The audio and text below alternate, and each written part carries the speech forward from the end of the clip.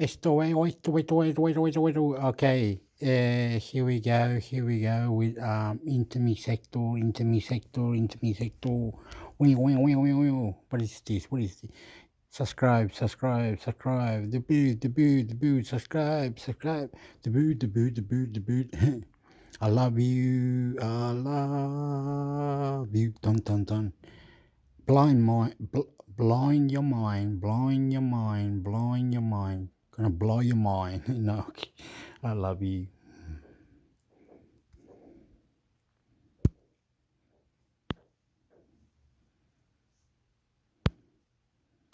Microsoft just added with chat to Swift keyboard associated Thomas Guide. News, chat, Microsoft just added with chat to Swift keyboard.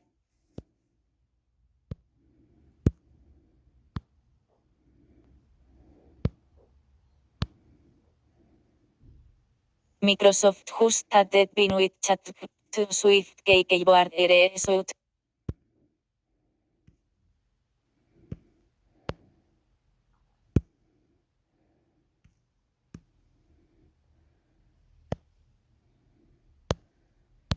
Guide. News. Chat.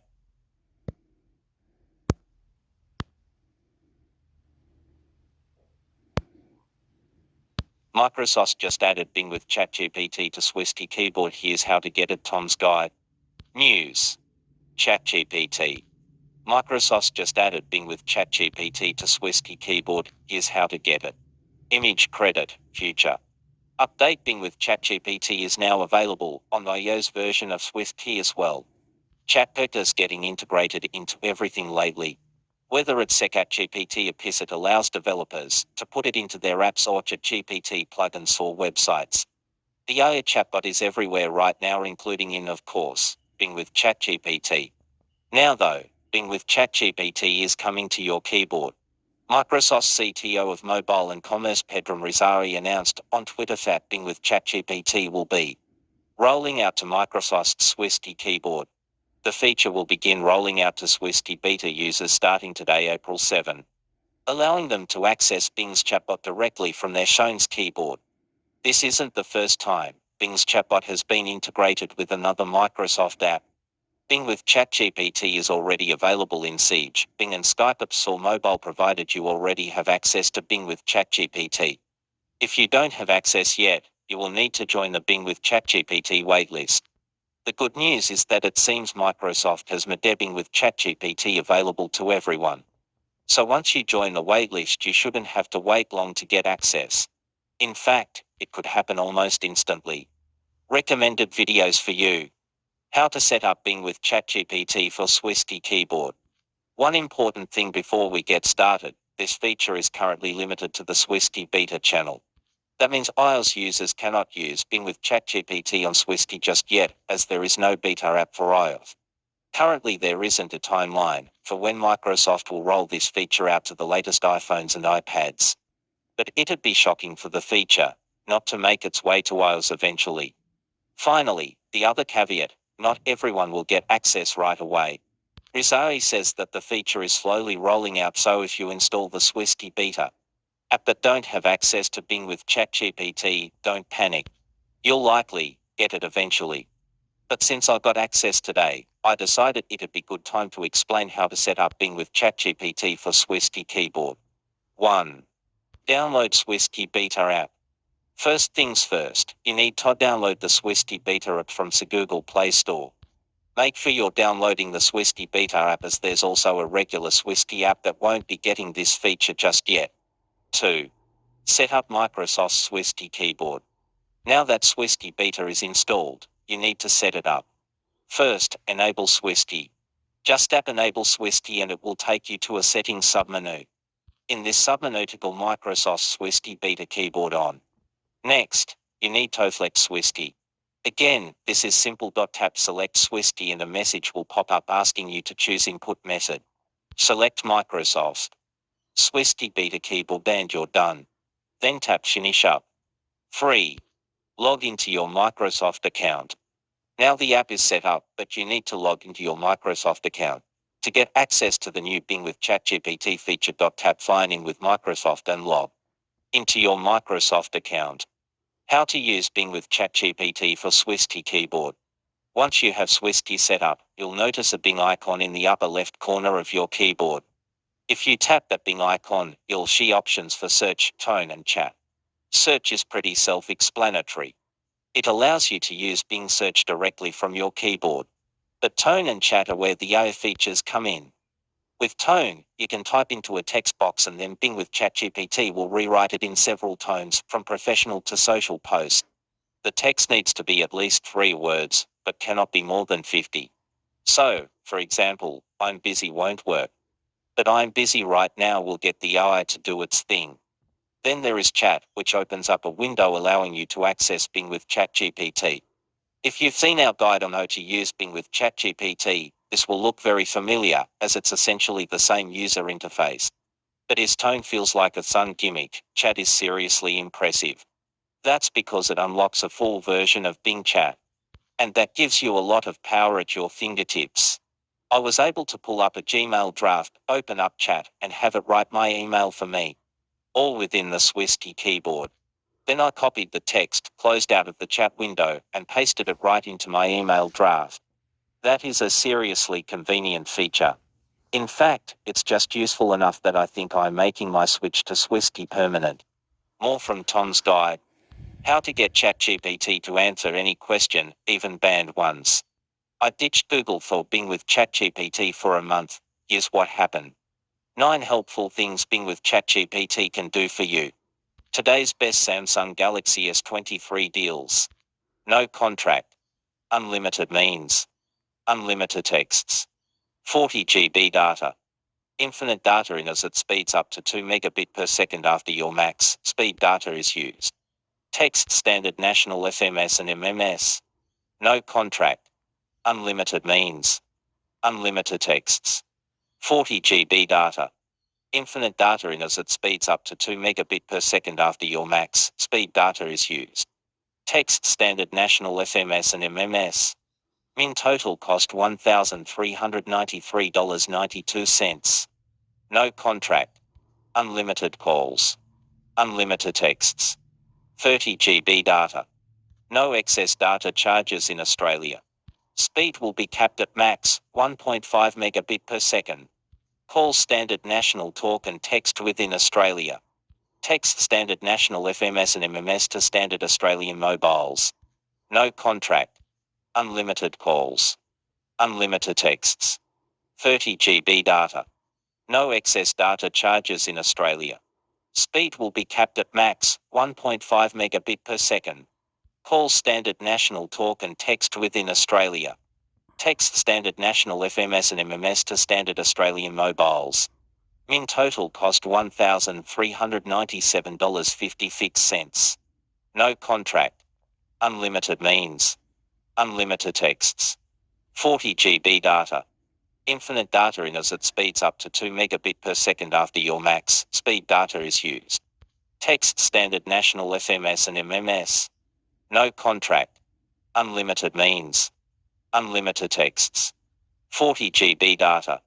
Infinite data in as it speeds up to 2 megabit per second after your max speed data is used. Text standard national FMS and MMS. Instant access to breaking news, the hottest reviews, great deals and helpful tips. Malcolm McMillan is a staff writer for Tom's Guide, writing about the latest in tech, gaming and entertainment with a particular focus on artificial intelligence AI and AI-based tools like ChatGPT. He has written up much of our coverage on the latest AI tools including ChatGPT, the new GPT-powered Bing and Google Bar. He also covers a flash, big tech such as televisions, sound bars and more, in addition to covering VR headsets from the Meta Quest 3 to the PS2. Before writing for Tom's Guide, Malcolm worked as a fantasy football analyst writing for several fights and also had a brief stint working for Microsoft selling laptops, Xbox products and even the ill-fated Windows Phone. He is passionate about video games and sports, though both cause him to yell at the TV frequently. He proudly sports many tattoos, including an Arsenal tattoo, in honor of the team, that causes him to yell at the TV the most.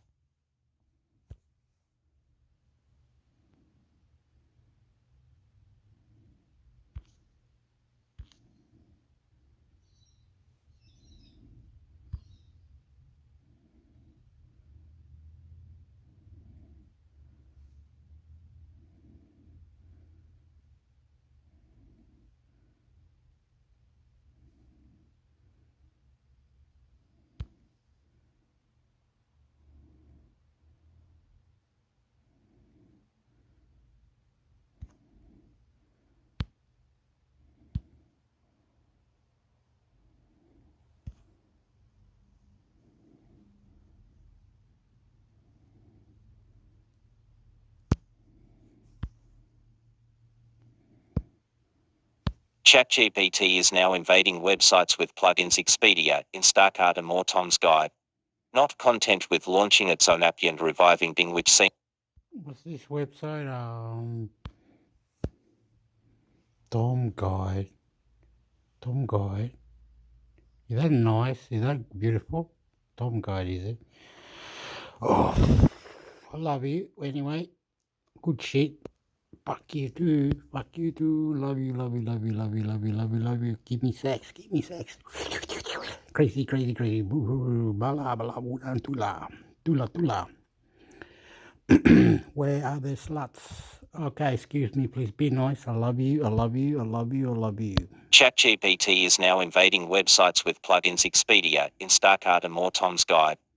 Not content with launching its own app and reviving Bing, which seemed impossible, OpenAI has now created Akato plugin. And this could change the internet forever. In a blog post on Thursday, OpenAI detailed its plugin plans. We're starting with a small set of users and are planning to gradually roll out larger scale access as we learn more, and also highlighted some of the websites that have already created the first ChatGPT-enabled plugins. They include a variety of sites with some big names, such as Expedia, Instacart and OpenTable. These plugins will see OpenAI's version of ChatGPT granted access to external information and events after 2021, including access to information that is too recent, too personal, or too specific to be included in the training data.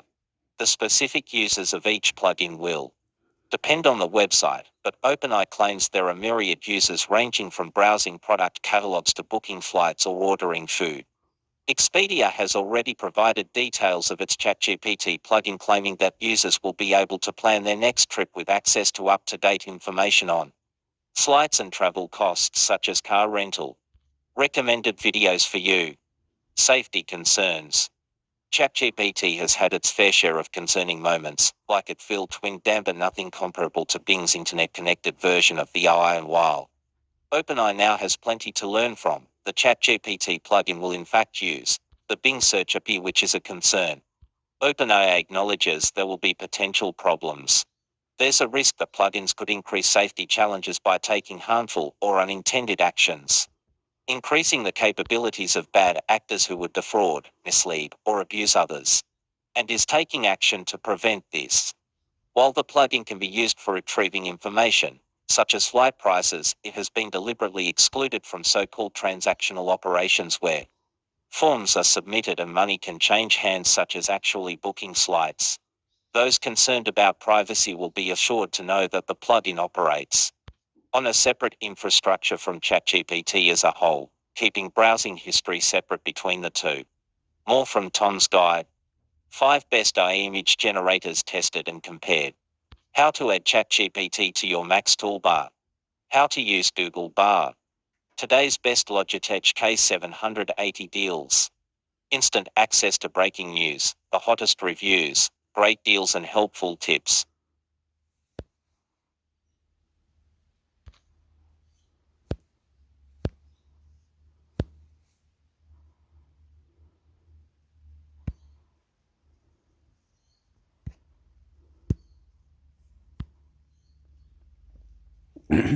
Bing with ChatGPT arrives on the Windows 11 task.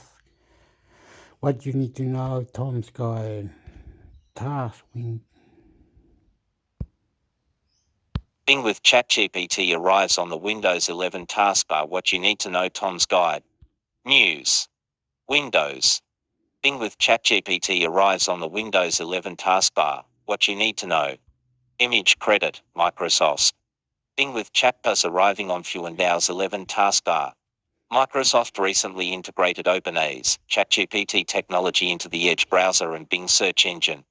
And now this technology is being infused into Windows 11's taskbar, which should theoretically make it easier for Windows users to find whatever information they're looking for. The idea behind this is straightforward. Instead of opening up Microsoft Edge and visiting Bing.com to use the chatbot functionality, Windows users can instead use the taskbar search box to perform the same seat. This effectively removes a couple of steps from the process, which should in turn streamline your workflow or at least save you a few seconds. As Microsoft stated in a blog post, if you're in the Bing preview, all you need to do is install the Windows Update today, February 28, to access the new search box. Bing with ChatGPT is currently available to a limited number of people, with multiple millions on the waitlist. According to Microsoft Corporate Vice President and Consumer Chief Marketing Officer Yusuf Mehdi. However, there are steps you can take to get faster access to the new Bing, as outlined in our guide on how to get ChatGPT with Bing Early Access. We've yet to test this Windows 11 feature at time of writing, but based on the image above, it appears you can use the chatbot feature directly from the Windows search box as you would on Bing proper. We'll update this post when we've seen this feature firsthand. Outlook. Microsoft is going all in with ChatGPT integration, so it makes sense the company would bring the technology directly into Windows 11. The main benefit here is that you can use ChatGPT right from the Windows taskbar, instead of going to Bing to use the chatbot feature. If you're already making use of Bing with ChatGPT or simply want a faster way to access it, this feature should presumably make that process faster and smoother. If you already have access to the new Bing, it's well worth giving this a shot. We'll give it a spin ourselves and let you know how it all works. Stay tuned for more on that front. Today's best Microsoft Surface Pro 9 deals. Instant access to breaking news, the hottest reviews, great deals and helpful tips. Tony is a computing writer at Tom's Guide covering laptops, tablets, Windows, and iOS.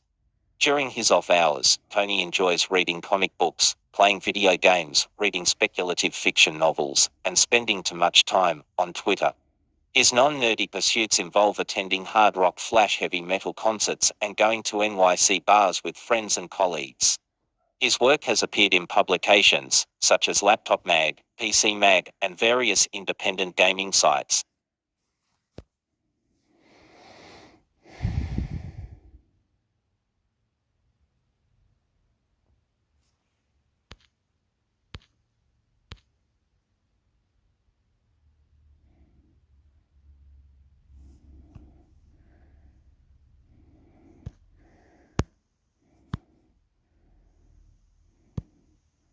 Windows 11 Review Tom's Guide.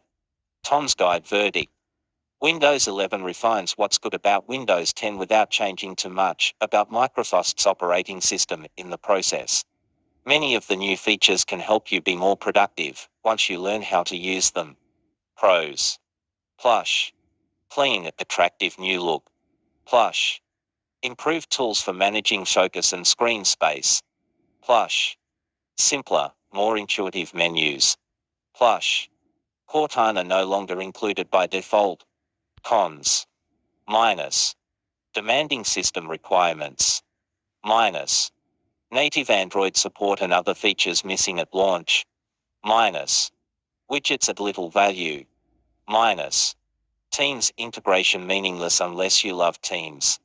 Windows 11 has arrived, and with it comes Microsoft's vision for the future of personal computing. This is a softer, more rounded Windows, one that puts the Start menu front and center while doing away with some of the crust that cluttered up Windows 10.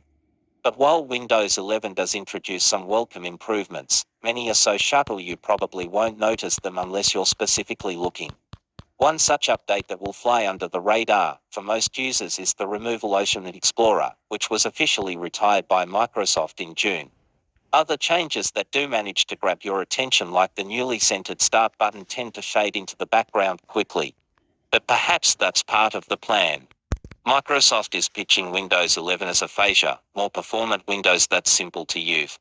With a welcoming design that's meant to make using your PC for work and play easier than ever. If moving from Windows 8 to Windows 10 was a minor revolution, moving to Windows 11 is a refinement.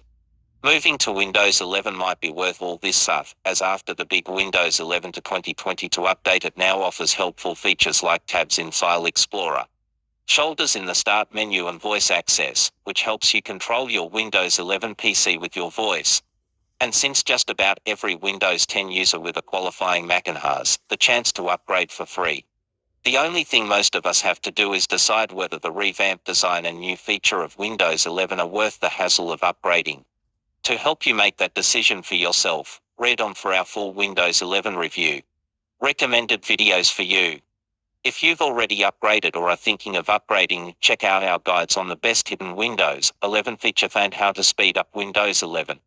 Windows 11 Review Cheat Sheet.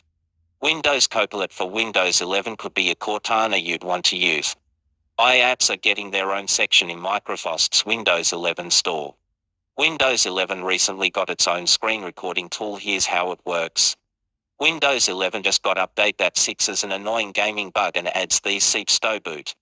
Pre-release versions of Windows 11 have been caught up selling other Microsoft services multiple times. Though Microsoft has so far not rolled any of these ads into the release version. The new Windows 11 voice access feature is a game changer for work.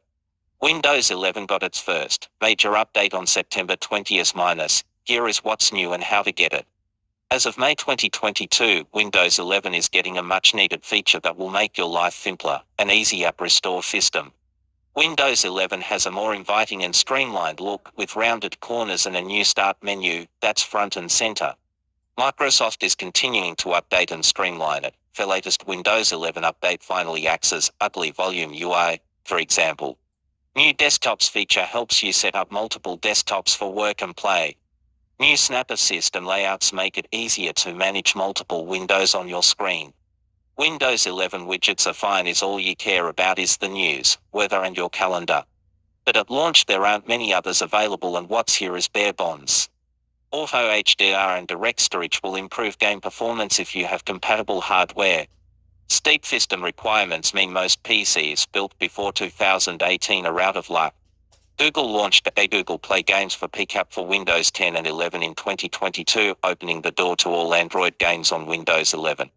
Windows 11 is officially getting some new features for iPhone owners, bringing increased iCloud integration and standalone Apple Music and Apple TV apps. Windows 11 Review, Price and Availability.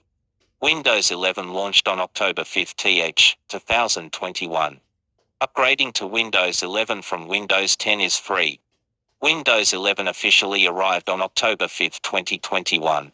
If you're buying a new copy, the update will be available in Home and Pro versions on Microsoft's website at select third-party retailers, just like Windows 10. It's worth noting that while Windows 11 Home requires a Microsoft account and an internet connection to activate, Windows 11 Pro does not. If your PC qualifies, upgrading to Windows 11 from Windows 10 will be free. Microsoft began rolling out Windows 11 updates to Windows 10 machines since launch. But it has been a staggered release. Even now, Microsoft has prioritized PCs based on factors such as how old they are and how compatible they are with Windows 11. All compatible machines should get the option to upgrade by the middle of 2022. That said, you can install Windows 11 on your PC right now if you're willing to do a clean install of Windows 11 using an ISO file. But that means you'll have to download the .iso file yourself and mount it as a bootable drive. Perhaps the most important thing to know about the release of Windows 11 is that we should expect it to change significantly over the next few years. I used beta versions of Windows 11 for a month in the lead up to writing this review. And it seemed like there was a minor new feature or redesigned app to check out every few days. The frequency of updates has slowed since launch, but we've still received significant ones such as Android support for Windows 11. So if you have any trepidation about upgrading, there's no harm in waiting while Windows 11 is, by my estimation, a completely decent and usable version of Windows with a slick new look. It's not yet feature complete. Plus, most of us won't have the chance to upgrade for a while yet anyhow. And Microsoft has pledged to support Windows 10 into 2025. So there's little risk in holding off. Windows 11 Review, System Requirements. Steep system requirements mean most PCs built before 2018 are out of luck. It's still possible to install Windows 11 on non-compliant PCs for now. The minimum specs Microsoft claims your PC needs to install Windows 11 have been controversial, to put it politely. As of this writing, Windows 11 system requirements dictate that your PC must have the following. CPU, 1 GHz or faster with 2 or more cores on a compatible 64-bit processor or system, on a chip chop. RAM, 4 GB. Storage, 64 GB of larger. System firmware, ERSI, secure boot capable. TPM, trusted platform module TPM, version 2.0. Graphics card, compatible with DirectX 12 or later with WDDM 2.0 driver. Display, high definition 720p display that is greater than 9 inches diagonally, 8 bits per color channel. Internet, Windows 11 Home Edition requires internet connectivity and a Microsoft account to complete device setup on first use. Windows 11 Pro Edition does not. These requirements are stringent enough to make installing Windows 11 on even semi-recent PCs a chore. Microsoft's list of OS compatible with Windows 11 is both remarkably complex and way too short, since its limited cheesily to CPUS release since 2018. And the requirement to have an active TPM 2.0 has proven even more frustrating, since most of us have no clue what a trusted platform module is, or how to tell if we have one in our PC. Here are more details on what a TPM is and why it matters for Windows 11, as well as show to check if your PC has a TPM. Windows 10, by comparison, has a much broader range of acceptable CPUs and does not require you to have a TPM 2.0 enabled. Microsoft claims the stricter system requirements of Windows 11 are meant to make it a phasure ecosystem by ensuring Windows 11 PCs are more hardened against cyber attacks, but it's hard to take that claim seriously when it seems easy enough to get around the Windows 11 system requirements. During the Windows 11 beta period, it's been possible to install Windows 11 on PCs that don't meet the minimum system requirements by installing from an .iso file, rather than upgrading directly. Windows 11 will warn you that your PC isn't up to snuff, but will otherwise let you carry on your merry way. You should be able to circumvent the system requirements in this way or others, even after the official launch of Windows 11. Though Microsoft has regularly told us that systems running Windows 11 without meeting the minimum system requirements may not receive updates via Windows Update, including essential security updates, Windows 11 review, updates and new features. Since its launch, Windows 11 has been evolving with new features added via major updates and a whole host of patches squashing bugs and shoring up the operating system. And the updates keep coming. The Windows 11 beta preview is a good way to get an idea of what features could come next to the OS. For example, the latest update at the time of writing, TOBuild 22624.1610 introduces presence sensing, which can let apps detect when a user is active or inactive and lock themselves down, if it's the latter, in order to enhance user privacy. Windows 11 review, design. Redesigned icons and menus to be rounder and more inviting. Windows 11 looks nicer than Windows 10 out of the box. The biggest change you'll notice when upgrading to Windows 11 is the new design. When you launch Windows, you're still greeted with a taskbar and desktop. But now there are some new buttons on the taskbar and they're all centered in the middle rather than clustered in the left corner. During the lead up to launch, I regularly heard words like calm, focused and freedom to describe how Windows' new look is intended to make users feel. Microsoft seems keenly aware that most of us have spent the past good of years enduring various forms of COVID-19 lockdown. And it's selling Windows 11 as an operating system that can help you do more with your PC in a warmer, more inviting way. Whether you're using it for work or play, it's a nice idea, and after using Windows 11 in various forms of beta for over a month, I can tell you that some of the new features incorporated into its design do work well. They give me more tools for managing what I'm paying attention to on my PC, and when Windows 11 review, desktops, helps give you more control over how you focus your attention. Optional and easily ignored, like many Windows 11 features.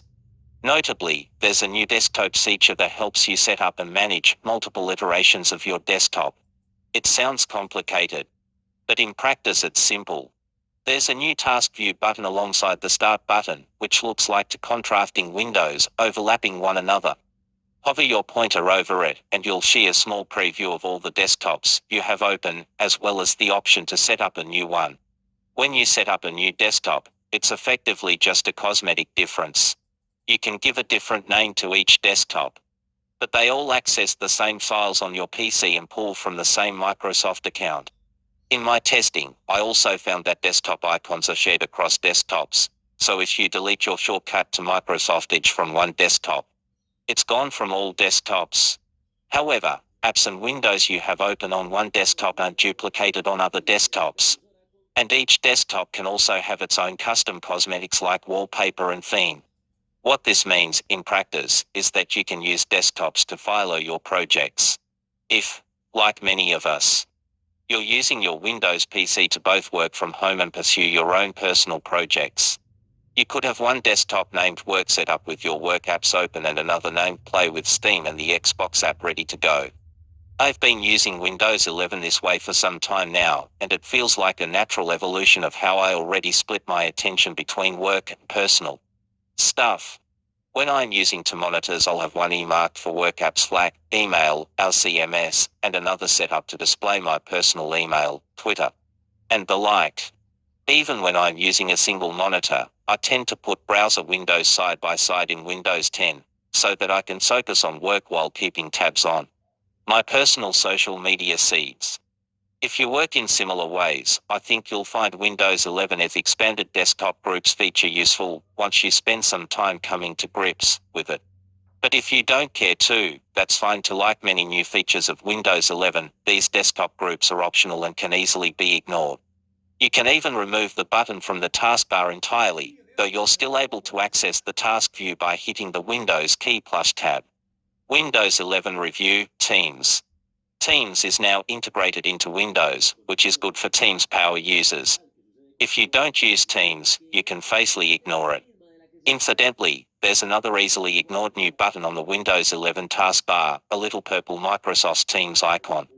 In the wake of the COVID-19 pandemic, Teams for a big boost in users, and now Microsoft has made it a more central component of Windows. However, if you never use Teams, you don't have to start now. You can remove the icon from the taskbar and uninstall Teams entirely, without losing out on any meaningful features. Windows 11 Review, Shap Assist, Layouts and Groups. Layouts give you more granular control over screen real estate. Groups let you batch control groups of related windows. A more notable new feature of Windows 11 is App Assist, which makes it easier to arrange open apps on your desktop into layout fan groups. Like much of Windows 11, it's a more granular version of a Windows 10 feature specifically. The way you can already snap windows into pre-configured layouts on Windows 10. On Windows 11, instead of having to drag them into position or know the keyboard shortcuts, you can just hover your pointer over the minimize/maximize button in the top right corner of any app window. A little pop-up window will quickly appear showing pictographs of different layout options, splitting the screen 50/50 between two apps, for example, or 50/25/25 between three, or even giving one app 2/3 of the screen while a second app lies narrowly alongside it in the remaining third. Once you pick a layout by moving your pointer to hover over your chosen layout, highlighting where you want the current app to go, Windows will help you fill in the rest of it by serving up a menu of apps you currently have open and letting you assign them to different parts of the screen. Windows 11 will also attempt to automatically remember your layout as a group, which means that if you minimize everything, you can quickly open all the same apps in the same arrangement by moving over the minimized apps icon in the taskbar and selecting the group option that pops up. It's very similar to how Spacious works on macOS and serves much the same function. These are neat features that improve upon the screen real estate management options already available in Windows 10. Admittedly, during testing, I found myself rarely using Snap, Assist or Groups, and the only layout I reliably used was the simple 50/50 side-by-side view I've been using in Windows 10 for years. But if you're more of a power user than I am, these new features should help you feel a little more productive in Windows 11. There are countless other small changes lurking in the design of Microsoft's latest OS that are too numerous to get into here, and in my experience, all of them are pretty easy to adjust to once you spend a few hours getting to know Windows 11. There's a new tiered notification menu that slides out of the right side of the screen. For example, and more granular options for controlling which notifications you see and when. Cortana is completely gone, though you can still download it from the Microsoft Store. There are also newer, more streamlined context menus in many parts of Windows, so that when you do something like right-click a file in File Explorer, you now get a smaller menu with fewer options that are crowned by icons for common tasks like cut, rename, or share. At the same time, if you dig just a little bit behind the surface of Windows 11, you'll find the familiar face of old Windows there to greet you. There's typically an option to show more options at the bottom of those new, shorter context menus, for example, and if you hit it you'll see the longer, messier context menus we know from Windows 10. Mingling legacy components of Windows into Windows 11 like this has the potential to be deeply confusing for casual users, but Windows vets may appreciate that the old ways of doing things still by and large work. Yes, it's in the center now, and yes, you can move it back to the left. New design is simpler and more functional. Let's focus on one of the most controversial changes coming with Windows 11: Start button, which has been uprooted from its decades-long home in the bottom left corner of the taskbar and slid over the center. So, too, have the row of pinned apps typically nestled next to the Start button. Now they are all centered in the taskbar. When you hit the Start button, a compact rectangular menu that looks a lot like Android's app drawer opens above them. This new Start menu bears all the hallmarks of Microsoft's fluent design language. It has rounded corners, centered text, and big colorful icons. It also has a search bar prominently displayed across the top, which I think is great because hitting the Start button and typing the name of whatever program, file, or menu you're after is one of the fastest ways to get around Windows. The trick is, there's no clear indicator. You can do this on older Windows. Start menus you have to read about it or just stumble into it by accident. Now that there's a clear search bar at the top of the Start menu, hopefully more people will have an easier time getting around Windows. Below the search bar, most of the Start menu of it is taken up by a free x18 scrollable grid of pinned apps. This is where you put your most used apps. And by default it's full of Microsoft standbys like Edge, Excel, Notepad, Word, the Microsoft Store, and of course, Solitaire. There's also an All Apps button in the top right corner of the menu which opens an alphabetical list of all programs and program folders you have installed. Below the scrollable grid of apps is a recommended section that shows a 2x free grid of programs, files, or folders Windows thinks you might want to access. As far as I can tell, the algorithm that determines what shows up in this lower section of the Start menu predominantly cares about what you most recently used, and in my experience this recommended section mostly shows the most recent apps and files you've used or downloaded. It's a simpler, streamlined menu that's effectively a refinement of the existing Windows 10 Start menu. Gone are the live tiles which used to haphazardly fill up the right-hand side of the Win 10 Start menu. Gone also are the quick links to settings, pictures, and documents, though these can all be quickly accessed in Windows 11 by typing the relevant term while you have the Start menu open.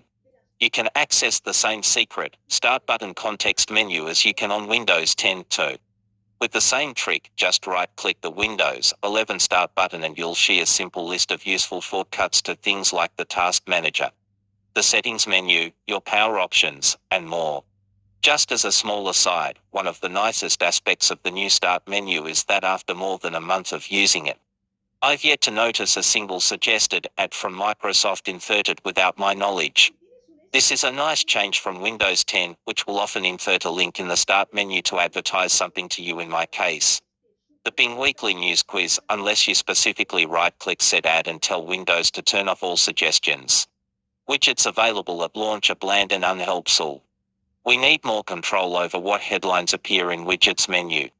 One of the big new features Microsoft touts for Windows 11 is widgets.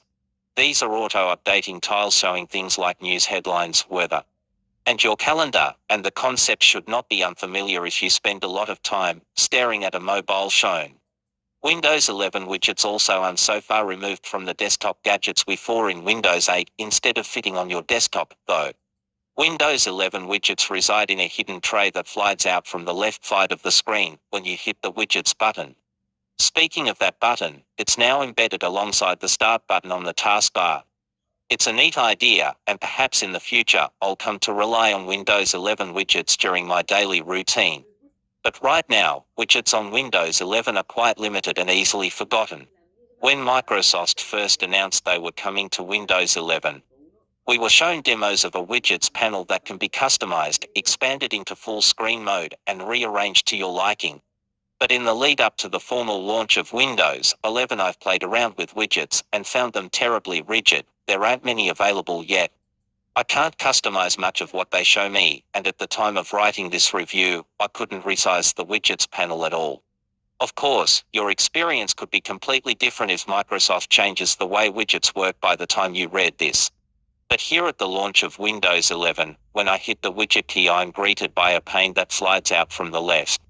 At the top of that pane are widgets that show data like the local weather, some current financial stock values, and my to-do list. I can move them around and change their size, remove them, or swap in new ones by opening the widgets menu in the top right corner. But right now there are only 9 available. Beneath the widgets is a top stories module listing 6 headlines from major media outlets I had no obvious hand in choosing. And I can choose to see more or less stories from those outlets with little 3-dot menus on each headline. Below that top stories module is an endlessly scrollable list of rectangular tiles, each of which shows a headline and image from a curated list of media organizations I had nothing to do with selecting. Each of these stories can be removed by hitting a little button in the corner, and they each have their own little 3-dot menu button, which gives you options for seeing more or less stories from that outlet. This news feed is tied into your interests, which Microsoft introduced earlier this year as part of Windows 10. You're asked to select some interests when you first set up Windows 11, and the main way of controlling what appears in the news feed of your widgets menu appears to be changing your interests in the My Interests section of Microsoft's website. Maybe that's useful for some, but in my experience the widgets and news stories available in the widgets menu are completely superfluous and hard to configure. I hope Microsoft makes some big changes to Windows 11 widgets quickly, because I can't see why anyone would use them at this stage. At best, the widgets menu appears to be a hard-to-customize way of catching up on news, weather, and sports scores, all of which can be accomplished just as easily in a browser or on your phone. Windows 11 Review, New Gaming Features. Auto HDR is great if you have an HDR-capable display. Likewise, direct storage is nice if you have a compatible NVMe SSD. There are 2 new Windows 11 features that game enthusiasts will care about: Auto HDR and direct storage. Put simply, the former can make the lighting in games look much better, while the latter can help games load more quickly. However, both require specific hardware in order to work. Auto HDR is a feature which uses machine learning to replicate the effect of high dynamic range lighting in DirectX 11/12's games which lack it. It's hard to describe the difference HDR makes if you haven't seen it yourself, but in essence, lighting looks better thanks to an increase in the spectrum between the lightest and darkest parts of the picture. It works well on the Xbox series of Flash's consoles, but less so on Windows 10. It's a neat feature to have in Windows 11, and it really makes the lighting in games pop. But to take advantage of it you have to have one of the best monitors capable of displaying HDR content. HDR-capable monitors are still pretty rare, and HDR support is equally rare in laptop panels. So chances are the majority of Windows users don't currently have displays which can take advantage of Auto HDR. In contrast, direct storage is all about cutting down loading times by using some tricks to pipe game data directly to the graphics card, rather than involving the CPU. That should make games load faster, but to use this feature, you've got to be playing a game that takes advantage of the direct storage API on a PC with an NVMe SSD and a GPU that supports DirectX 12 Ultimate. Luckily, those 2 components are pretty common in new PCs these days, so as long as your machine isn't too ancient, there's a good chance you'll see faster game load times on Windows 11.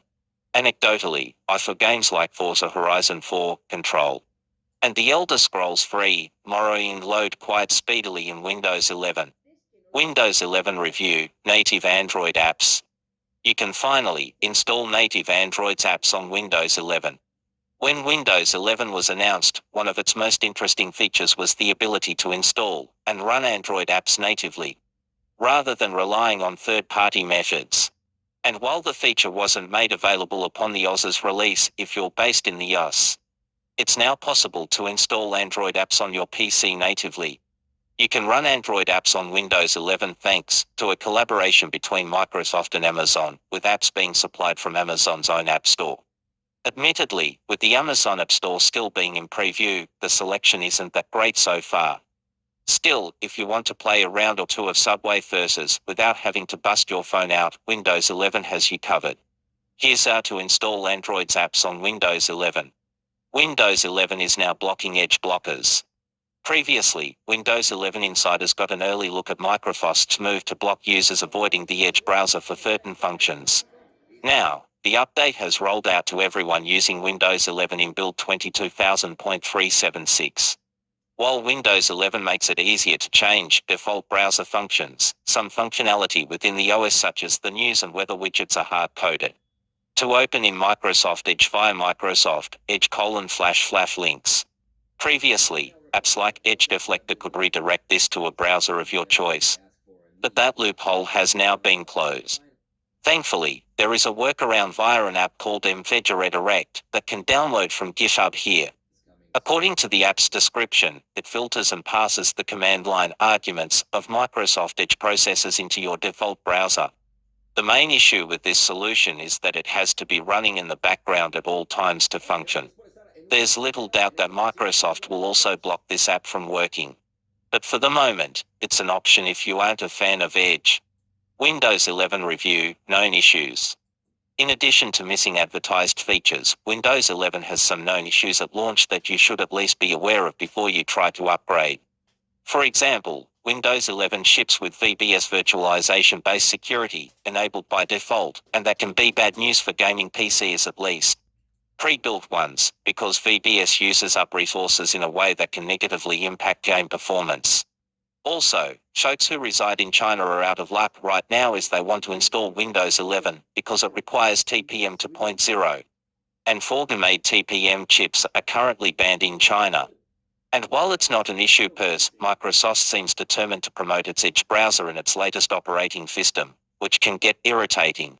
For more up-to-date details, check out our guide to the latest Windows 11 problems and fixes. Windows 11 updates. As part of a Windows 11 update, Windows insiders get access to a bunch of new enhancements in the Notepad app, which will be coming to all users. The Notepad app now has dark mode, which slips the traditional black text on white background for a look that's both visually appealing and something that should offer a bit less strain on the eyes. In addition, Find and Replace and the text search tool have been combined into a single floating bar, and there is now support for multi-level undo. We will be updating this review with other Windows 11 updates as they are released. A more recent update indicates that Microsoft seems to be pushing forward to migrating control panel features to the Settings app in Windows 11. The upcoming Sun Valley to the first major Windows 11 update of 2022 will make using the Alt+Tab shortcut easier on the eyes and help you be more productive. Pressing Alt+Tab brings up a small window showing your open windows. This happened previously. But the main difference now is that the background around the window is blurred. The shortcut works exactly as before. But the blurred background is decidedly more aesthetically pleasing. Windows 11 review, verdict. It's hard to make a definitive judgment about Windows 11 because so much of it is still being built out in front of us. Native Android app support took too long to arrive, which it's lacked some advertised features, and during testing, I ran into annoying but not critical bugs in apps like Snipping Tool and Cortana. I expect Microsoft will address all of these issues in due time, which means it should be a whole different OS by the time many of us get the offer to upgrade from Windows 10. The Windows 11 you log into on your brand new PC will be different from the Windows 11 I used in the weeks prior to launch. And they'll both look different than whatever Windows 10 users see when they upgrade in the future. But so far, what's here is pretty good. Windows 11 refines what's good about Windows 10 without losing too much in the process. And once you learn how everything works, the new operating system is rarely any harder to use. It's more customizable, and new tools like desktops and Snap Assist give you more granular control over how you divide up your screen and your time. Windows 11 is more streamlined and easier to navigate with a touchscreen, with bigger touch zones and simpler, rounder menus. In many ways, Windows 11 is more akin to competitors like macOS, Android, and Chrome than ever before, and I think that's generally a good thing. Most importantly, if you don't like the changes, most of them can be facilely ignored or changed back to the way you like them. Even the Start button can be slid back into the lower left corner by clicking a button in the taskbar settings. And if you don't like the look of Windows 11, you can fazily ignore it and keep using Windows 10 for years, though Microsoft will eventually expect you to upgrade.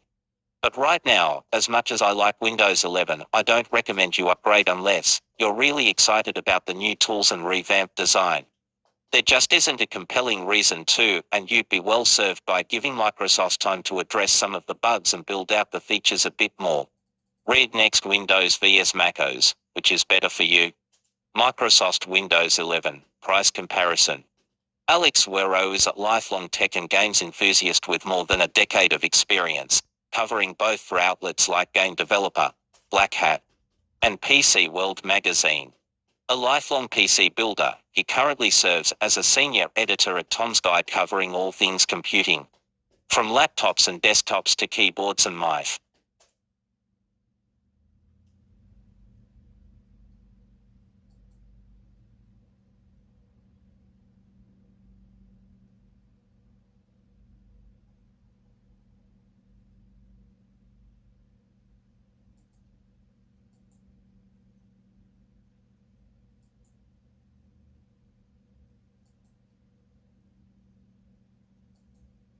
En la clase 1, 2 y 3 comprendí lenta, pero en tu celular pasa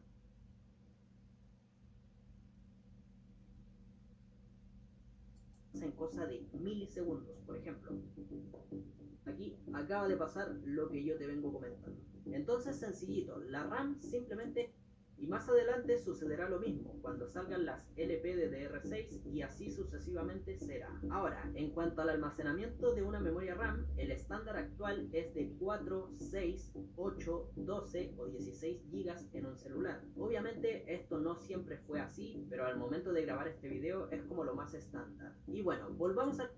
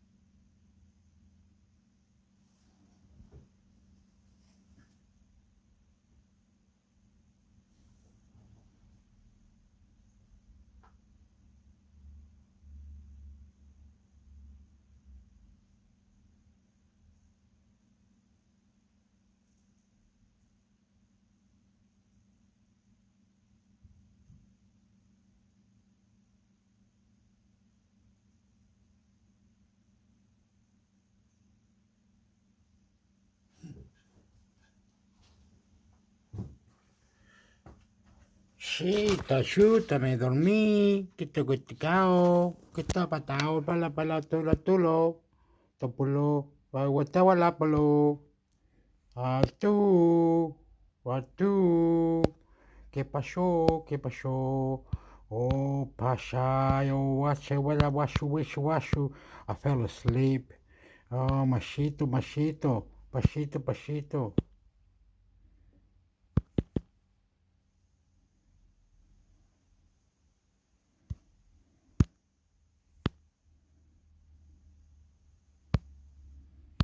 Your AI-powered copilot for the web. Intro. Discover the wonder of AI-powered search. Ask, find, and create anything using everyday language. Image creator. Turn your ideas into images. Can't find the image you're looking for? Create it now in chat with the new Bing's AI-powered image creator. Search, chat, and create all in one place. Resign your search. Search for anything. Ask follow-up questions. Make refinements in chat. Hone in your search and get the answers you're looking for. Summarize. Get summarized answers.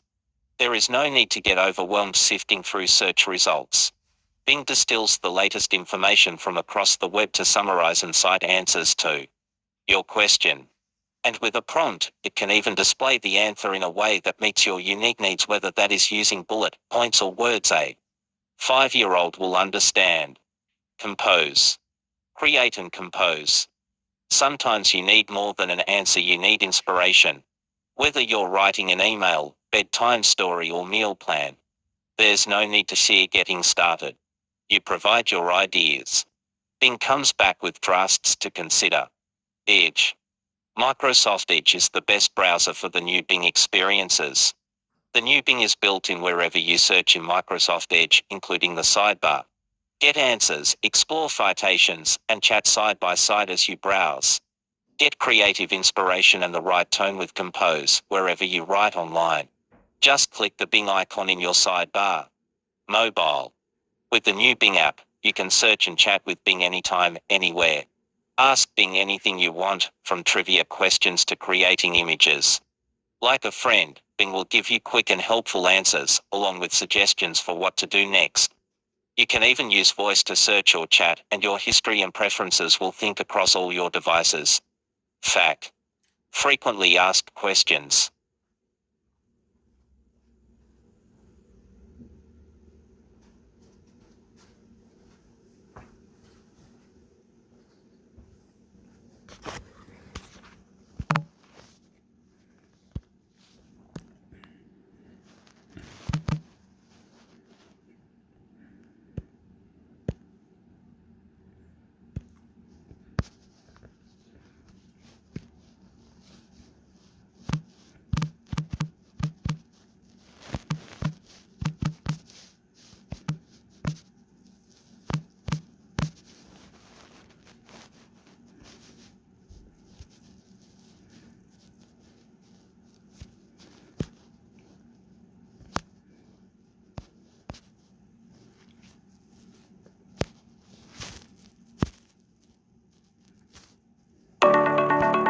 Because that's kind of what Pixels have done.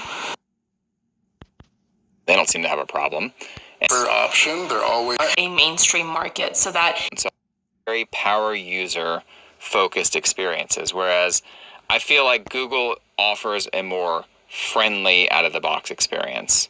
And falling. that could be. Plus, there's the whole. I don't know if anybody saw the tweet storm that was last night before Elon happened, but it was a lot of people talking about app optimization and how Google seemingly is leaving it up to developers to make their apps properly work on tablets, and Twitter was one of the ones that does not. It just it goes to the left or to the right of the screen, leaves a big black space, or you can center it with bars on either side, kind of like foldable phones. But yeah, it could be something like we might just need to wait for more app developers to update with proper support. So it could be something to do with that. We've been waiting since 2017. You're right. It's not going to happen.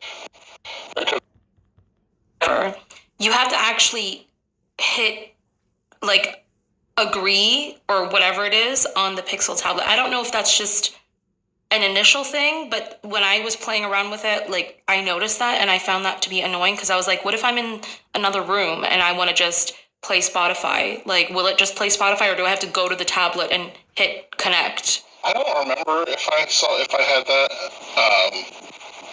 I'm trying to remember. It might be a first time thing. Like, hey, you need to accept this so that you can actually play from here. But I don't. It could be app dependent as well.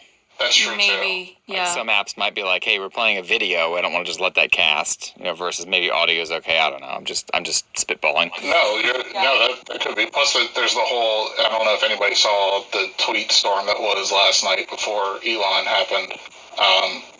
But it was a lot of people talking about app optimization and how Google seemingly is leaving it up to developers to make their apps properly work on tablets, and Twitter was one of the ones that does not. It goes to the left or to the right of the screen, leaves a big black space, or you can center it with bars on either side, kind of like foldable phones. But yeah, it could be something like we might just need to wait for more app developers to update with proper support. So it could be something to do with that. We've been waiting since 2017. You're right. It's not going to happen.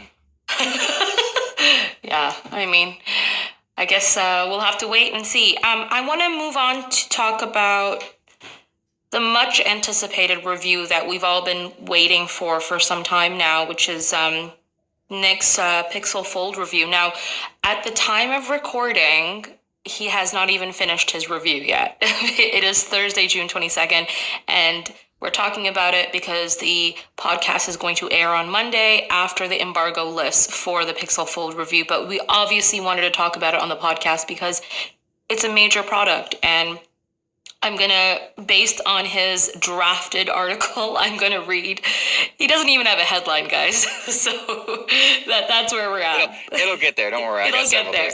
But he's basically given it a 4.5 stars out of 5, 85%. Google's first generation Pixel Fold is finally here, and it mostly lives up to lofty expectations.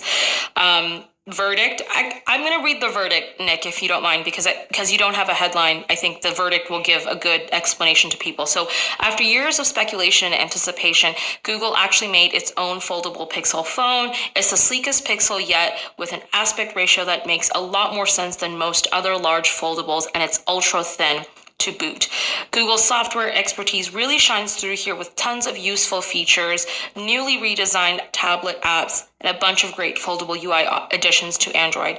Your pros include gorgeous, thin design, incredible camera, better aspect ratio than some other foldables, and we know you're a huge Galaxy Foldable fan. You said the outer display is actually nice to use. Your cons include can get hot, the Tensor G2 isn't as fast as the 2023 Snapdragon.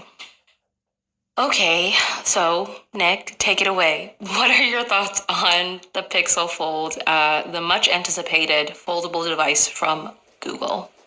Okay, so if I'm going to sum up the review, I'm just going to say it's my favorite folding phone ever. Wow, that's a big statement. Now, with that said, I still think the Galaxy Z Fold is a better power user phone. And a lot of that happens on the software side. I think Google has... But they've also had like 5 years to work on it, right? Sure. And this also is general Galaxy versus Pixel kind of mindset. Like, Google is very much more in the sort of iPhone camp of... this is the experience we're giving you. This is how it's supposed to be. If you don't like it, too bad, right? Whereas Samsung typically is like, here's the out-of-the-box experience. Go download GoodLock if you want to change every single little detail in the UI. Go do this if you want to add all these other features. Like, Samsung is and has always been everything and the kitchen sink, right? So if you're that type of person that can't live without all those crazy little nuanced features that are in a Samsung phone, just stick with Samsung, right?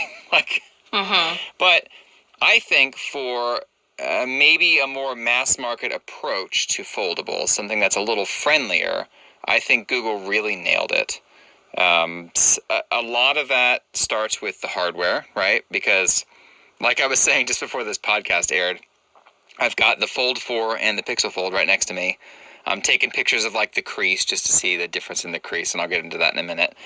But the Fold 4 feels so weird now. Because of the aspect ratio, It's so tall and thin. And I know I've said this in every review that I've written for the Galaxy Fold phones. And I've said it more than once, other times, right? But I think I got used to that aspect ratio, right? Because that was the only option you had up until now. Right, and that's it. It's like, I'm in the U.S. What option do I have if I want a big folding phone? I could get a Vivo or a Xiaomi, and I've tried all of them.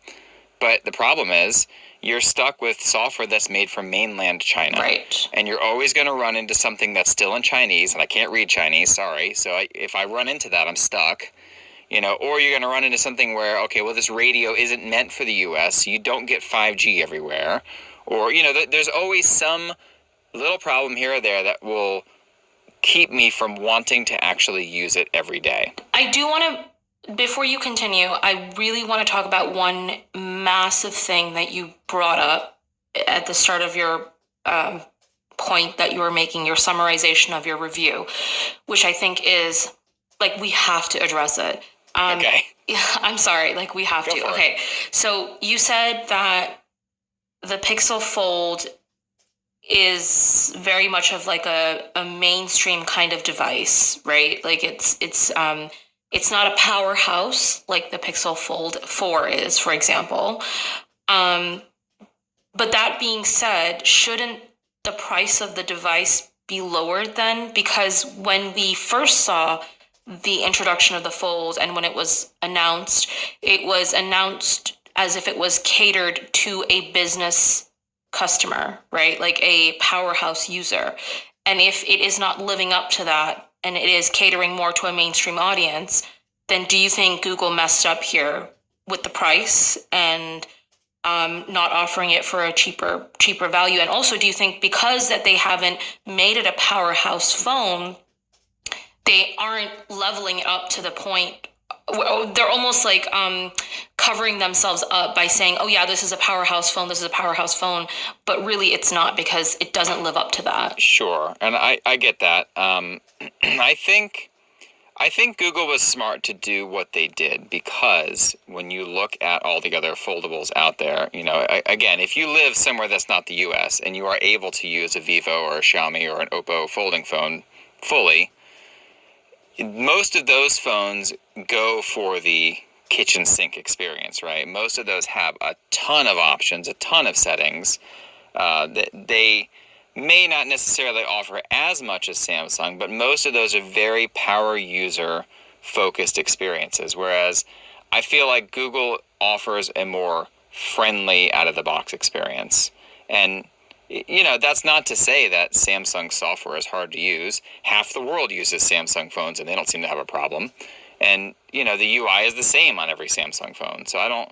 But if it's friendly, do you think Google could have taken advantage of that and reduced the price of the phone so that it actually did hit a mainstream market, so that it was able to make the foldable a more popular device? I don't know the answer to that.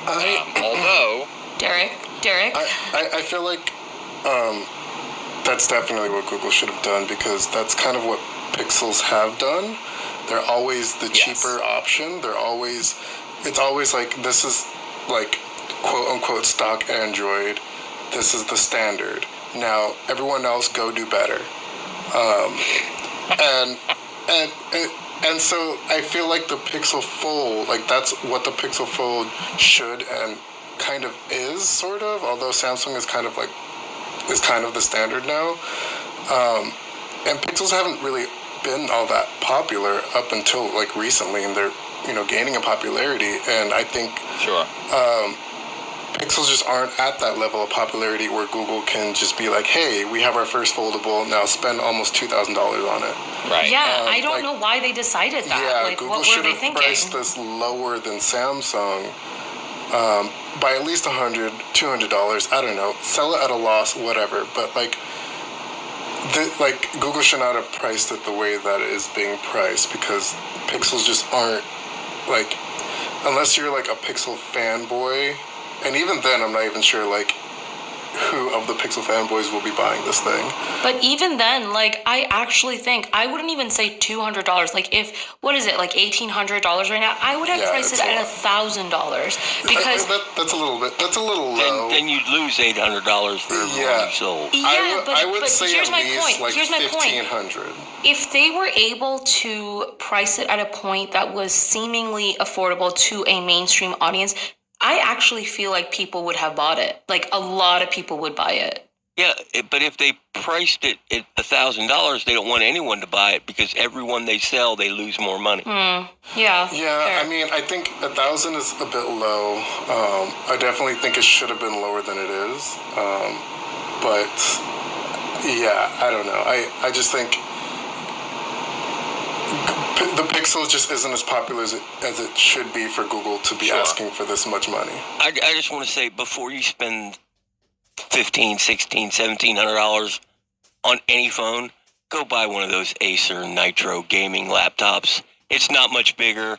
It's a whole lot more powerful. It does a whole lot more, and you'll be happier with your purchase. Yeah, and costs about the same. You know, it's crazy, the prices on these things. But is that laptop like something that's like portable enough for you to walk around with and stuff? Well, I mean, it's a 13-inch laptop. Fair. You know, it's not much bigger than one of these gigantic phones. Fair. Yeah, and I'm looking at buying a new gaming laptop myself, and it's, you know, decently powerful, you know, for video editing, and it's only $2,000, so $200 more. Yeah, for $2,000 you can get one of the great ones. Yeah. It's insane that phone makers have, and I get that it costs that much to build these things. The audacity. I understand. By the time you figure in R&D and parts and everything else, you have to charge a lot of money. But I don't know the solution, but I will never, ever spend. And this is why I think Google should have launched a Pixel Flip. Right. Either in lieu of or in addition to.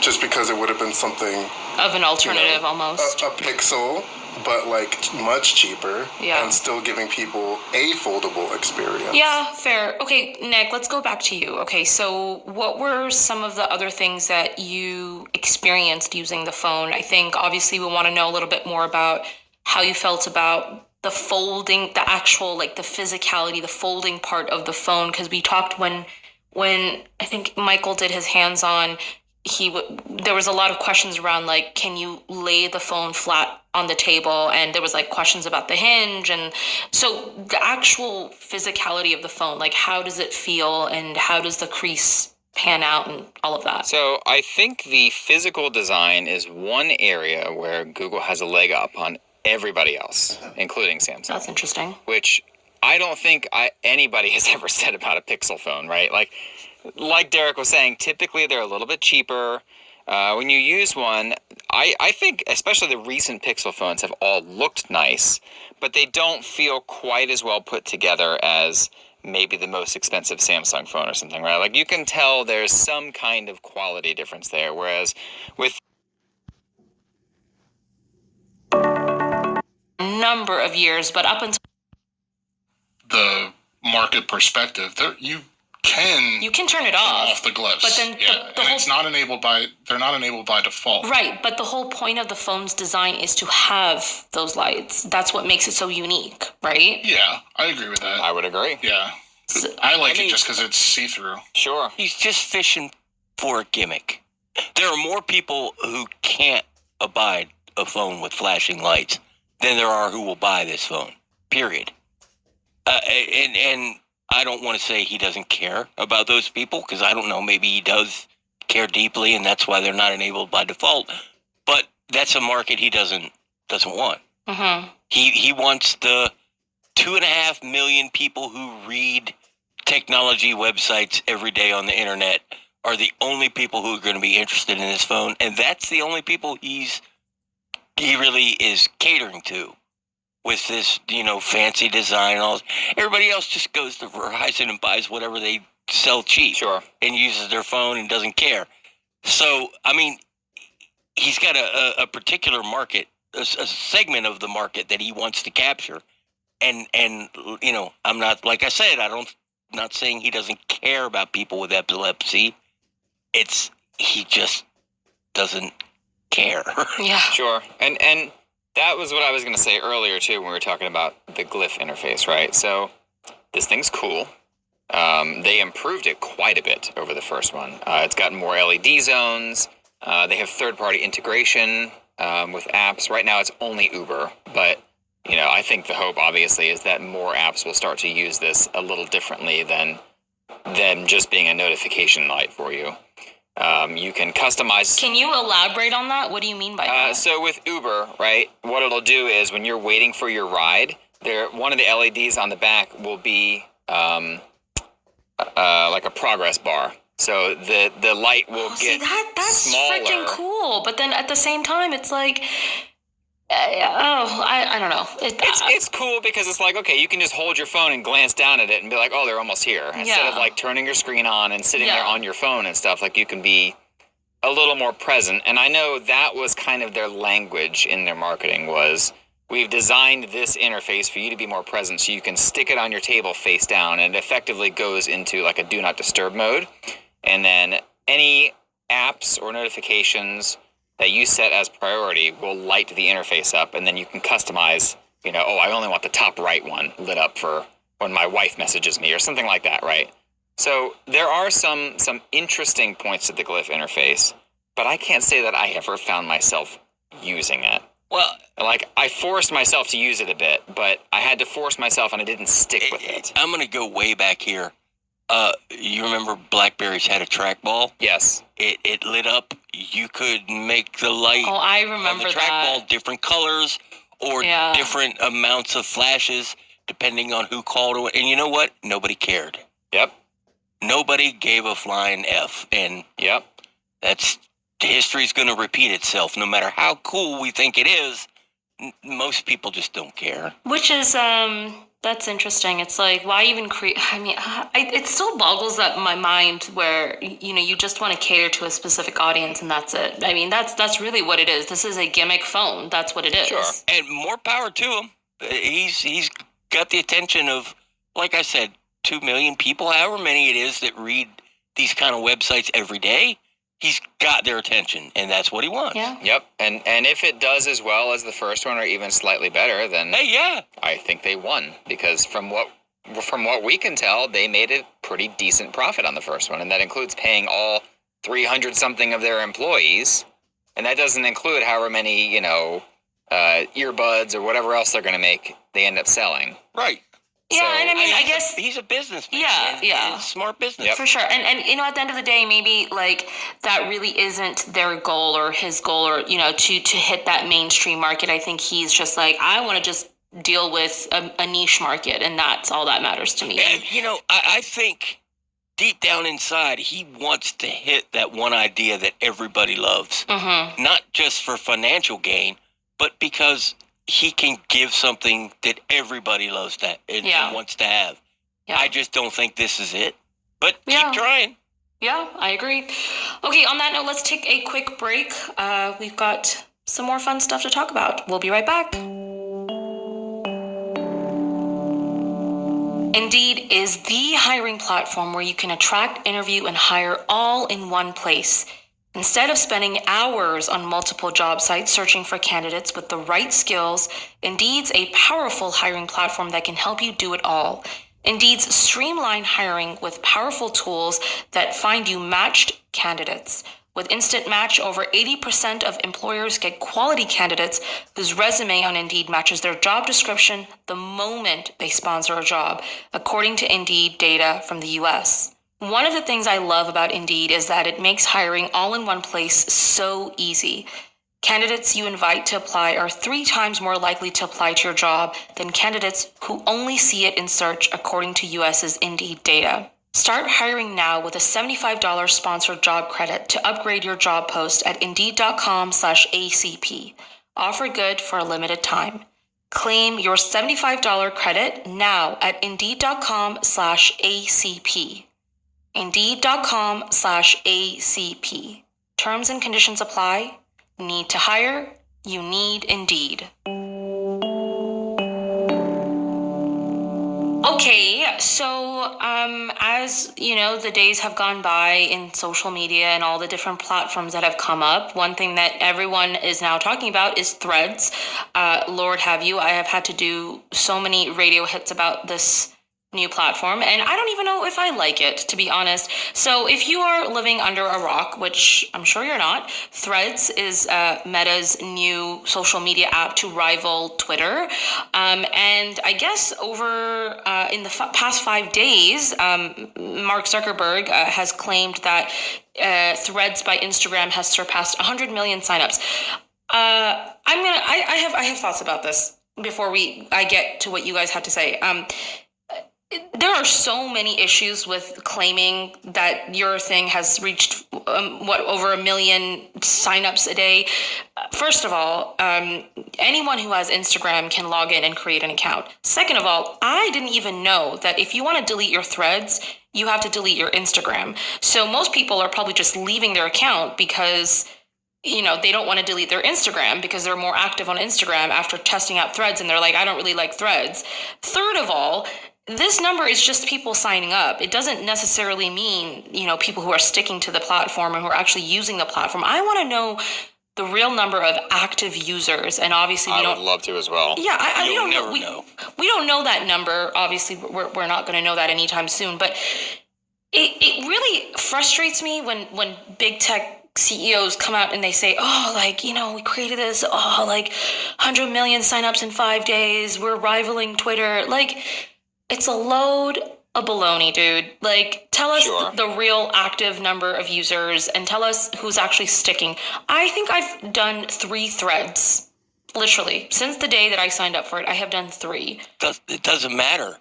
You're an active user because you don't want to delete your Instagram account. Exactly. So you have an active account. But no, but an active user. Is an active user because you have an active account, or is an active user someone who's actually using the interface? They're never going to tell how many people actually open the app and use it. An active user is somebody who has it installed and keeps it going. Even Google does that with Play Store, active users. So ridiculous. If your phone has the Play Store on it, you're an active user. Anyways, those are my 2 cents. What are your thoughts on Threads, and do you guys like it? I know, Nick, you use it a bit, but I don't know how you like it. I like it. I've mostly been using it because people have been dumping on Twitter, and it's like, all right, well, this at least seems like a proper Twitter rival, right? Like all the other ones up until now have been like, okay, maybe in 5 years it'll have enough users for me to give a crap about. But this thing potentially has enough users now that it is actually a Twitter rival. I mean, if we'll just assume that 100 million people signed up and maybe most of those are still opening it once a day, okay? And that now means that they're already at a quarter of Twitter's user base, because Twitter's 450 million accounts. 100%. So that's a huge, huge win for Meta. And I know you and I've seen lots of other people say that about Instagram, but you still have to download a separate app. You still have to install something on your phone and click a bunch of buttons. You don't just tap a button on Instagram and you're automatically there, right? There is still some sort of process for this that enough people are going, yeah, I'll give it a shot. Yeah. And they download it and try it. If anybody can,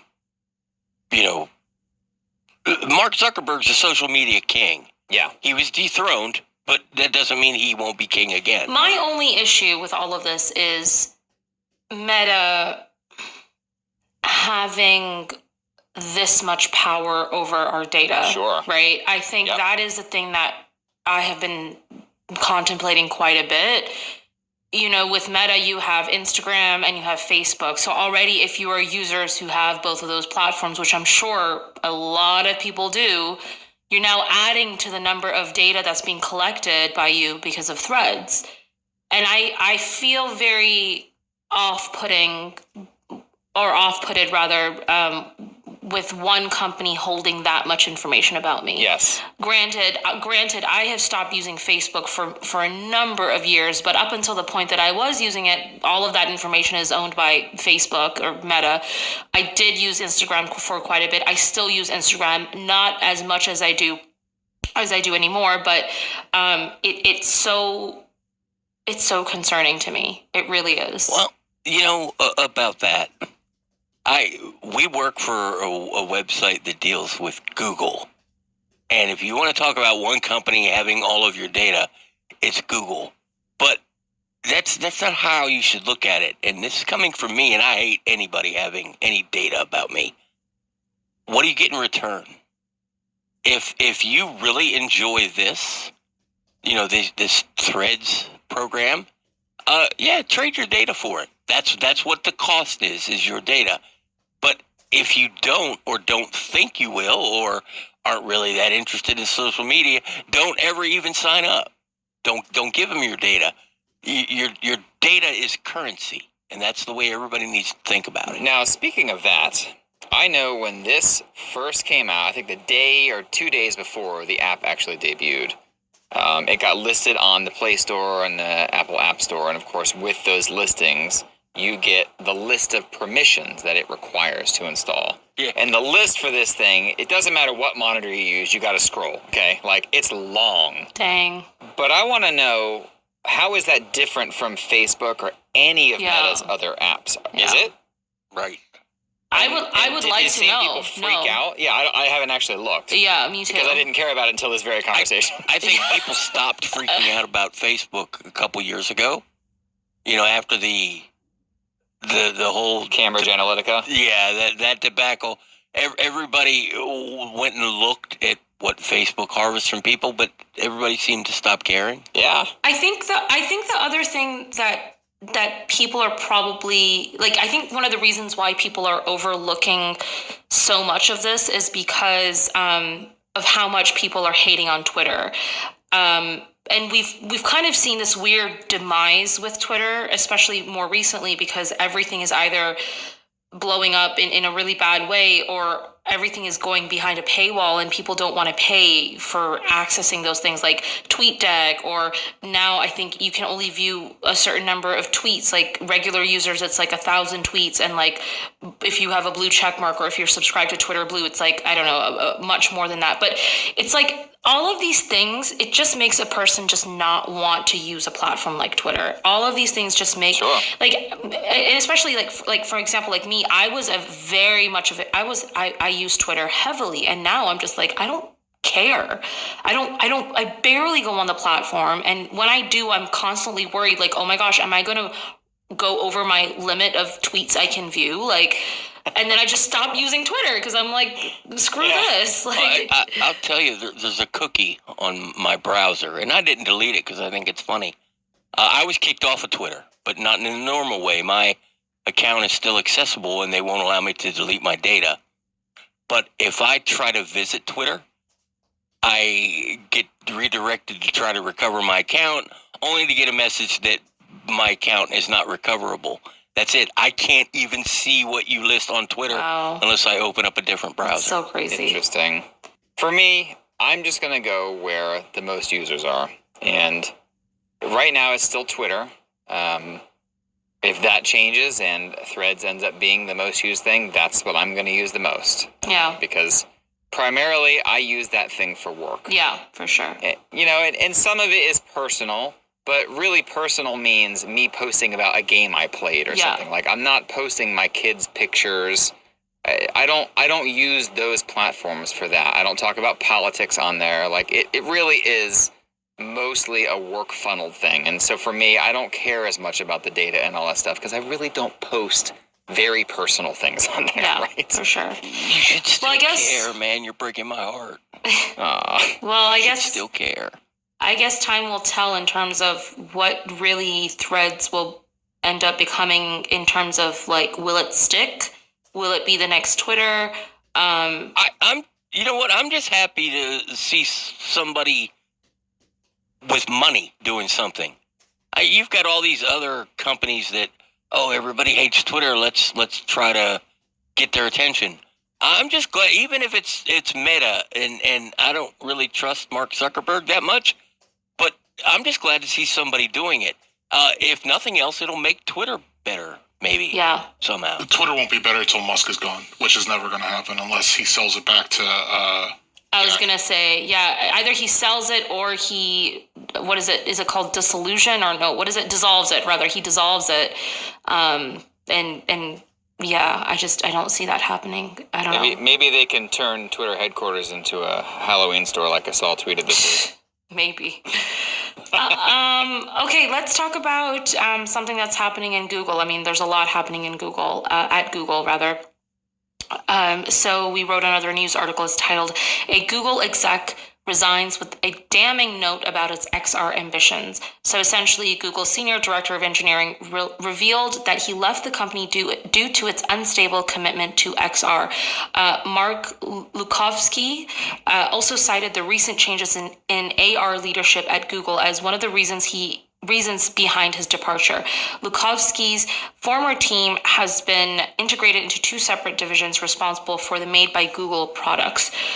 Okay, so first and foremost, we know that there's always situations like this happen at Google, and there's always some senior executive who comes out and says, "I'm not happy with the way Google has done this." Da da da da da da. Sure. You have that at every job. Yeah, you have that at every job. What I'm kind of interested in, and that obviously I want to get Nick's perspective, is the unstable commitment to XR, which we know XR is a thriving-ish industry from what we've seen with Apple and Meta with its Quest products, and obviously with the PSVR 2 and all of that.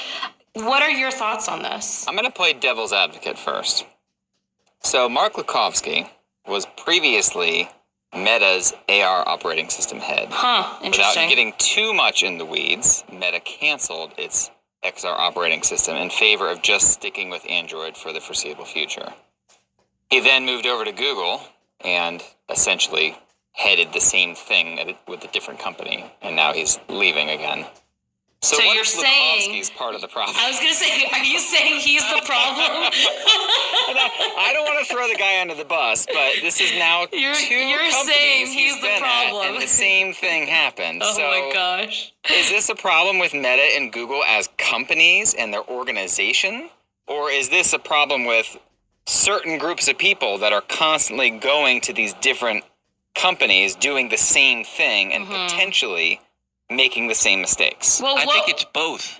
Well, I was going to ask, can you explain to us what he was doing, though? Like, what was he doing that he did at both companies? I have no idea. He was the head of their operating system development. Fair. So whatever that does, right? Okay, Jared, I think what were you going to say? You've got a guy who's passionate about what he does. Fair. Right. But you've got two businesses that they're technology businesses that they don't have they don't care about anything except money. Well, that's, you got to remember that. These are going businesses. there next. And Google doesn't care about XR. Google cares about making money from XR. If it doesn't see the return, it's going to say, no, we're not doing this. No, we're not doing that. And then the guy who's passionate about it gets fed up and quits. Yep. I don't think anybody's wrong here. It's just they're going to butt heads. Yes. And so my next one was maybe he's just incompatible with these companies. So he has a vision, and both of these companies, who, remember, are both 98% ad driven, okay? Both Meta and Google make 98% of their money from the ads that they sell online. And if that product that you're making doesn't serve to sell ads in some way, shape, or form, then it's going to get demoted in the priority list. And therefore, whatever vision you have is probably not going to come to fruition if you can't figure out how to integrate the core purpose of the company. At this point, the guy either needs to bend or he needs to form his own company and try it. I was going to say, I don't know if he'll be successful, though. Well, he might not. And maybe he can join Apple, because Apple's company structure is entirely different from Meta and Google, right? They don't make 98% of their money off of ads. They make it off of products that they make 400% markup on or more, right? Right. That's how they make their money, that or services. Right. So if he has a vision that will work with that a little better, maybe he will do better there. Now, with that said... Wait. I think Right. Andrew was going to say something. I already forgot. So good. Okay, go, Nick. I don't actually think Google cares about XR. Really? Shocking. They don't. I Google don't. doesn't care about anything except how they can make money Oh from my it. gosh. Yeah, I see. Whereas I think Meta does care about XR because I think Zuckerberg cares about it, and he's been the one pushing a lot of this.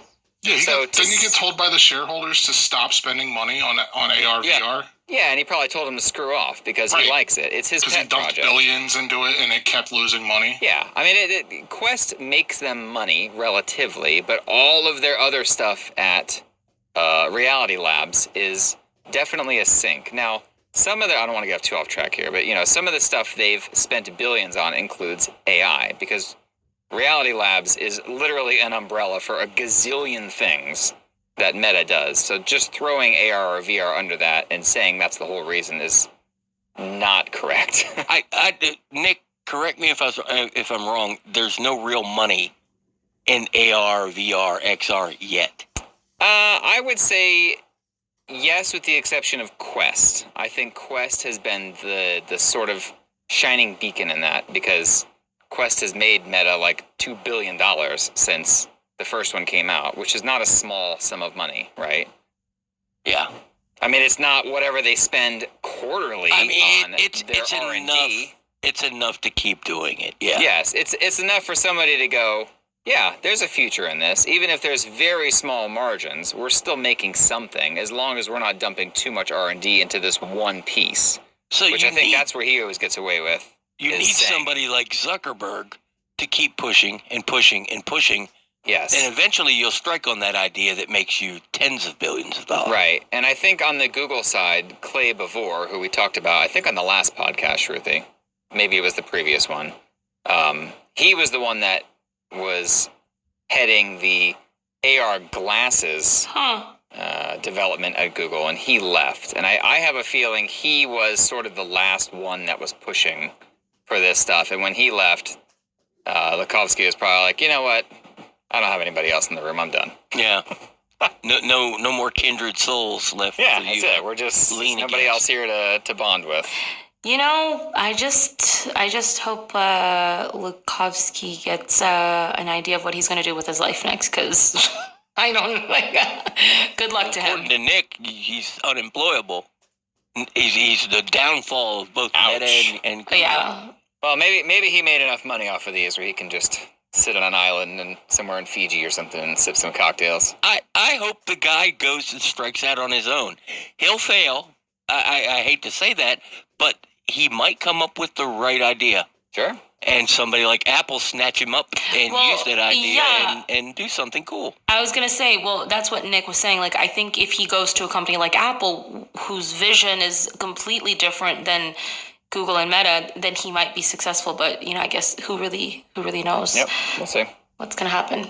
Okay, let's take a quick break, and we'll talk more about Google and things about Bard. So stay tuned. We'll be right back.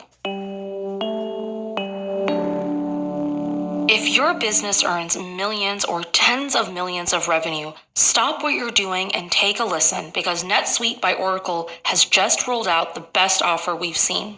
NetSuite gives you the visibility and control you need to make better decisions faster.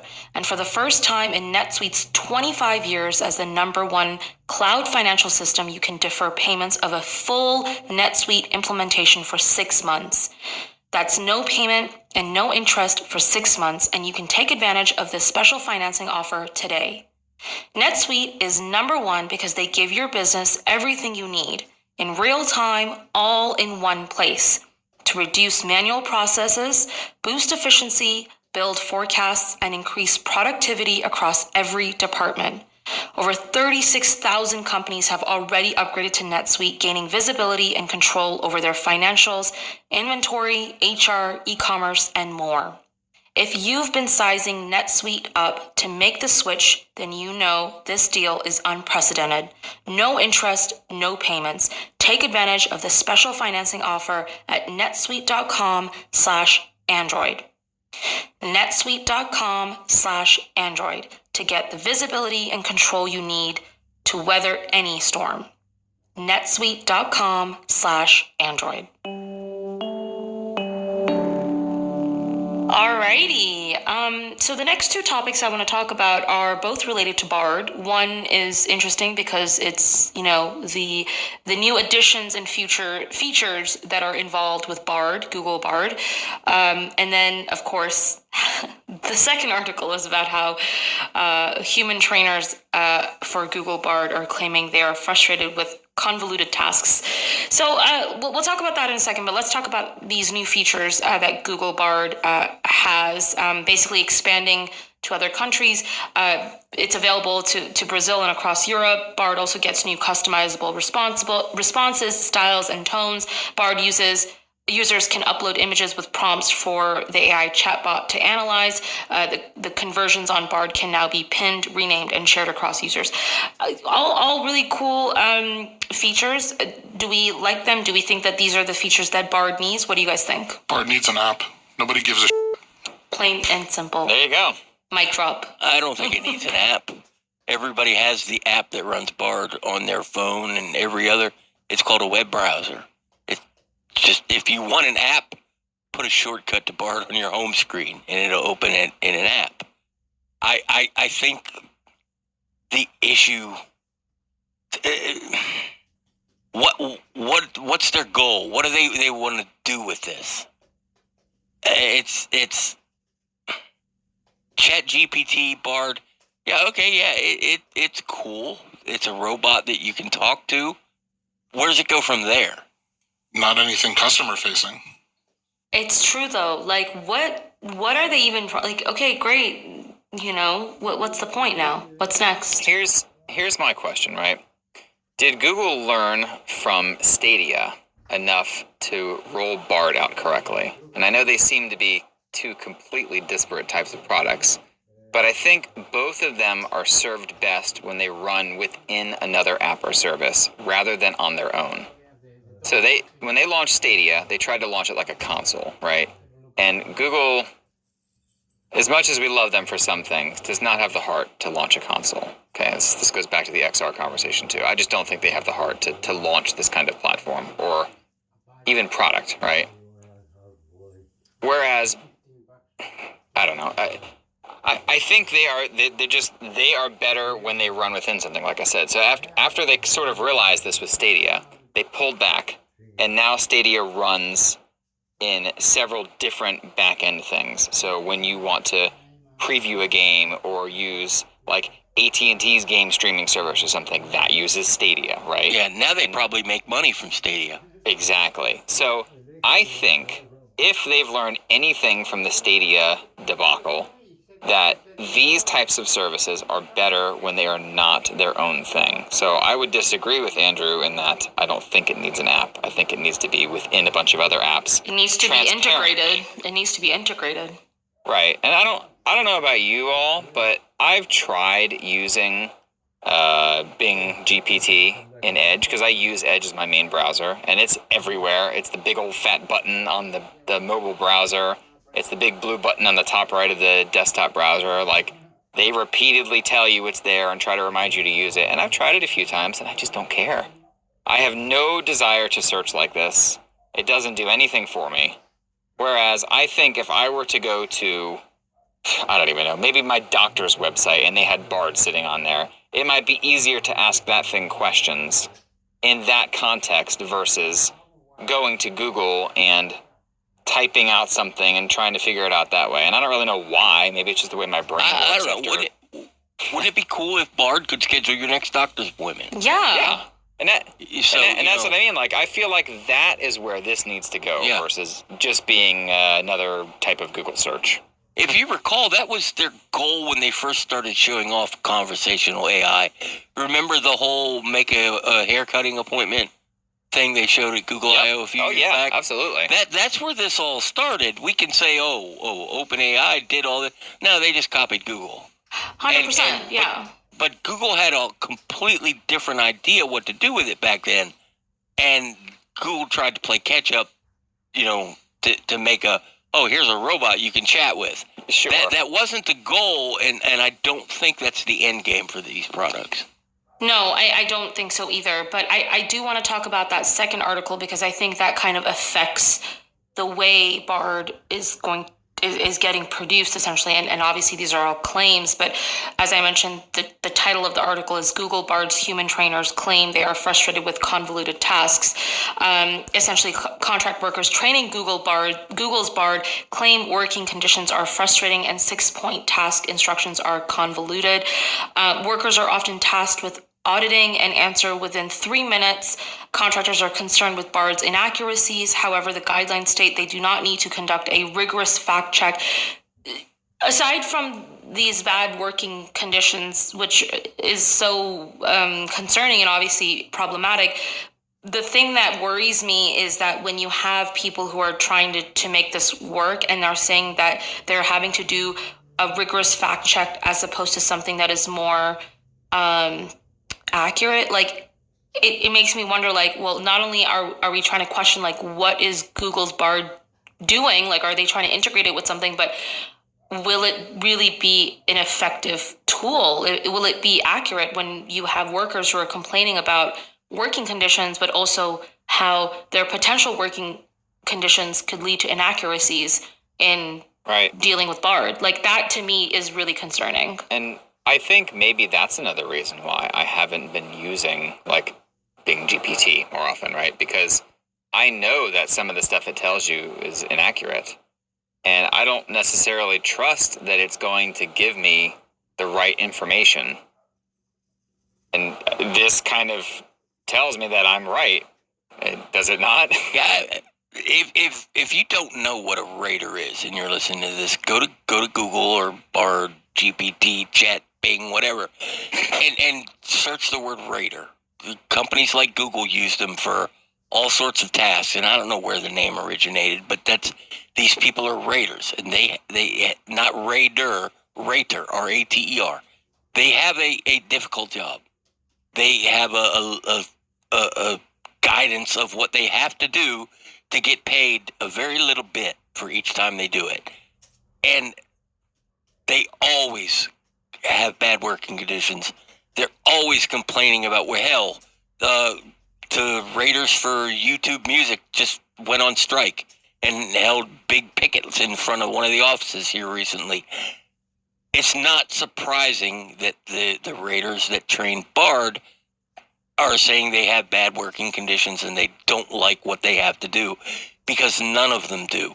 And this is a bigger problem throughout the industry, and not just Google. All tech companies use freelance workers to help this kind of thing, especially as we move to AI. Maybe it's time to look at this as in the big picture. If all of these people are saying their work conditions suck, maybe we need to force these companies to provide better work conditions for all of them. But they're like, and it's not just Google's not the exception. This is every tech company. Right. They're not going to care because they want to figure out how they can make the biggest bang for their buck by paying for less. Like, we all know that. Well, maybe it's time for, the senator from Washington. She's very concerned about this sort of thing. And the senator from Oregon, who's also concerned about this sort of thing, maybe it's time they look into it. I guess, and this is the other part that kind of stresses me out as well, is just like, where the average reader, average consumer is using, something like ChatGPT or Google Bard without really understanding the implications of using a product like this that could spew out inaccurate information to you and is being delivered to you by workers who are in bad working conditions and who are told to not do rigorous fact checks and are told, or at least claiming that they are told this. That to me is also very concerning. Like I haven't seen the criteria they use to train, for trainers for Bard. I have seen it for YouTube, though, for YouTube Music. I'm going to guess that these people's main job is to make sure that nothing offensive or illegal or too vulgar is displayed to the person who requested it. And beyond that, anything else they can do, great. But if you get a date wrong or, miscredit somebody, they don't care. As long as you don't show gory pictures or pictures of naked people to someone, that's what we really need. Wild. Right. It's more about content filtering for the purposes of adhering to laws. Right. Versus, or even just to CYA for legality purposes. Right. Right. And if they wanted these people to do more, they would have to provide more time and more money. Sure. So Google's never going to want them to do more. Just so wild. I'm also curious about user numbers. We were talking about that earlier with Threads, and part of the Threads thing was like, oh, it's surpassed ChatGPT by X amount of weeks or whatever, right? And the sign up to 100 million or 50 million or whatever the number was. But, how many of those people are still using ChatGPT or Bing GPT or Bard or whatever chat AI bot we're talking about today, right? Like, do people just go in there and type in a few questions and go, oh, that was cool, and then never use it again? Probably. Like, again, like as a main search function, is this actually something people want? Is this something people are using? Is this something they're returning to? Or is this just better for the random thing that you need to put it in to make it work better? Are you part of the labs? I know, Andrew, you are. The labs for Google search that... Yes. Okay. That's kind of useful. If you take... Most of it isn't. I will be the first one to admit that. Right. If you take the time to look at it, and if you're not, you should sign up to test this and see what the next version of search is going to try to look like. Sometimes it shows some really useful information up there. When this comes more mainstream, I think that's when we can determine, how many people are actually using it and enjoy using it. That's fair. Yeah, that makes sense. Yeah, that makes sense, yeah. I still think my favorite sort of proof of concept that I've seen is in that one Golf Plus VR game where you have an AI caddy and you can tell him, I want a course that I can practice on the beach or whatever, and it generates a course for you. And that's the kind of crap I really will use because that stuff is cool. Fair enough. And it's actually really useful too. Fair enough. Okay, well, if no one has any other thoughts on good old Bard, let's get to, well, going once, going twice. Anyone have any last thoughts they want to say? No? Okay. Cool. Then we'll get to my favorite part, which is what made you happy this past week? So who wants to go first? I can go. Unless Andrew's really pining to go. No, you're good. You're good. All right. So, as you all probably know, and I said in the Nothing Phone 2 review section, a lot of phones and a lot of screens make me pretty sick these days. And I finally went to the optometrist 2 weeks ago. I said optometrist correctly. Yes, not orthodontist this time. Great. Okay, you said it correctly. I said orthodontist. Then somebody was like, did you go to the orthodontist to get your eyes checked? Dear God, too many doctors start with O. I'm sorry. Anyway, so I went to the correct eye doctor and got like a detailed eye test, which includes all kinds of crazy stuff I didn't even know existed. Blowing air into your eye to check your eye pressure and all sorts of... It's the worst thing ever. It's crazy. I had no idea this whole world existed. Have you ever gotten your eyes, like, did you get your eyes dilated? Oh, yeah. Oh, and that was real interesting. And then they flashed them with real bright lights so they could see, like, the back of my eyeball and stuff. Oh, man, it was... so weird. It was fascinating. I'll give it that. I had so many questions for the people. I'm sure they wanted me to shut up.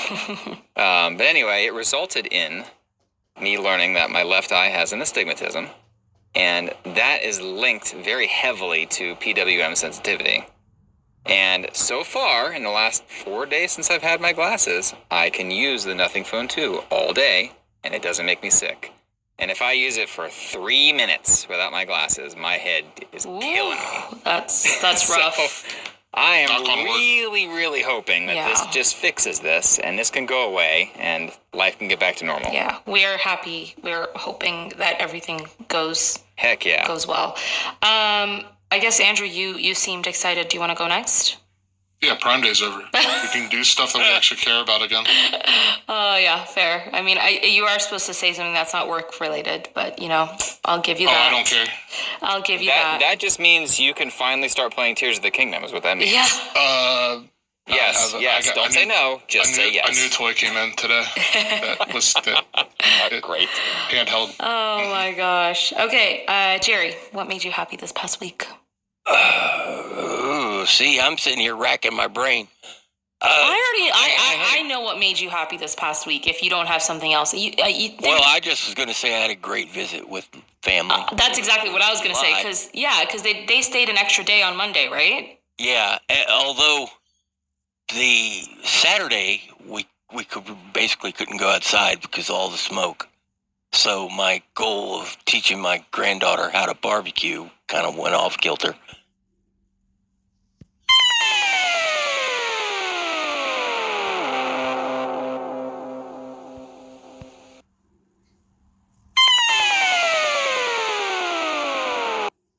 But there you go. I think we'll take a brief moment here. Let's see if I got the latest now. Yeah, so Zach, you have some Indeed information for us? I do, indeed. What's the game where no one wins? The waiting game.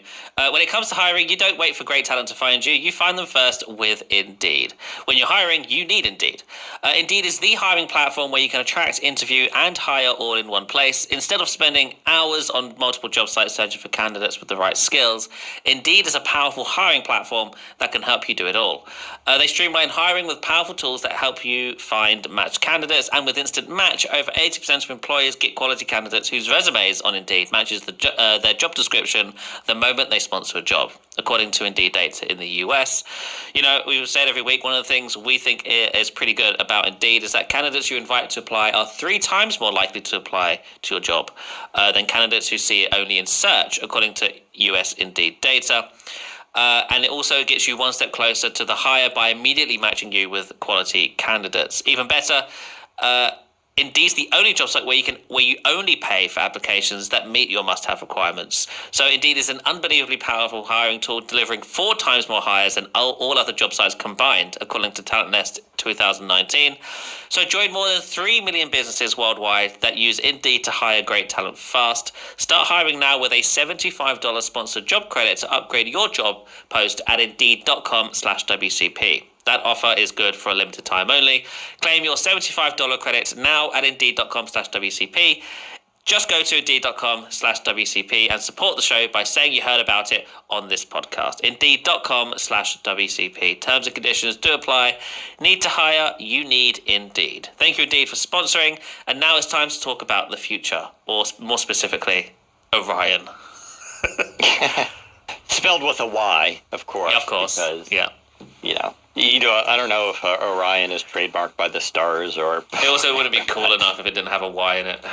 It's totally true. If you don't know what we're talking about, Qualcomm Orion is their next-gen CPU based loosely on the ARM architecture, but it is part of the Nuvia acquisition, and again, as I've said a million times, Nuvia is made up of ex-Apple employees, the very ones who develop Apple's A-series processors, which started with pretty much the A4 was the first branded one.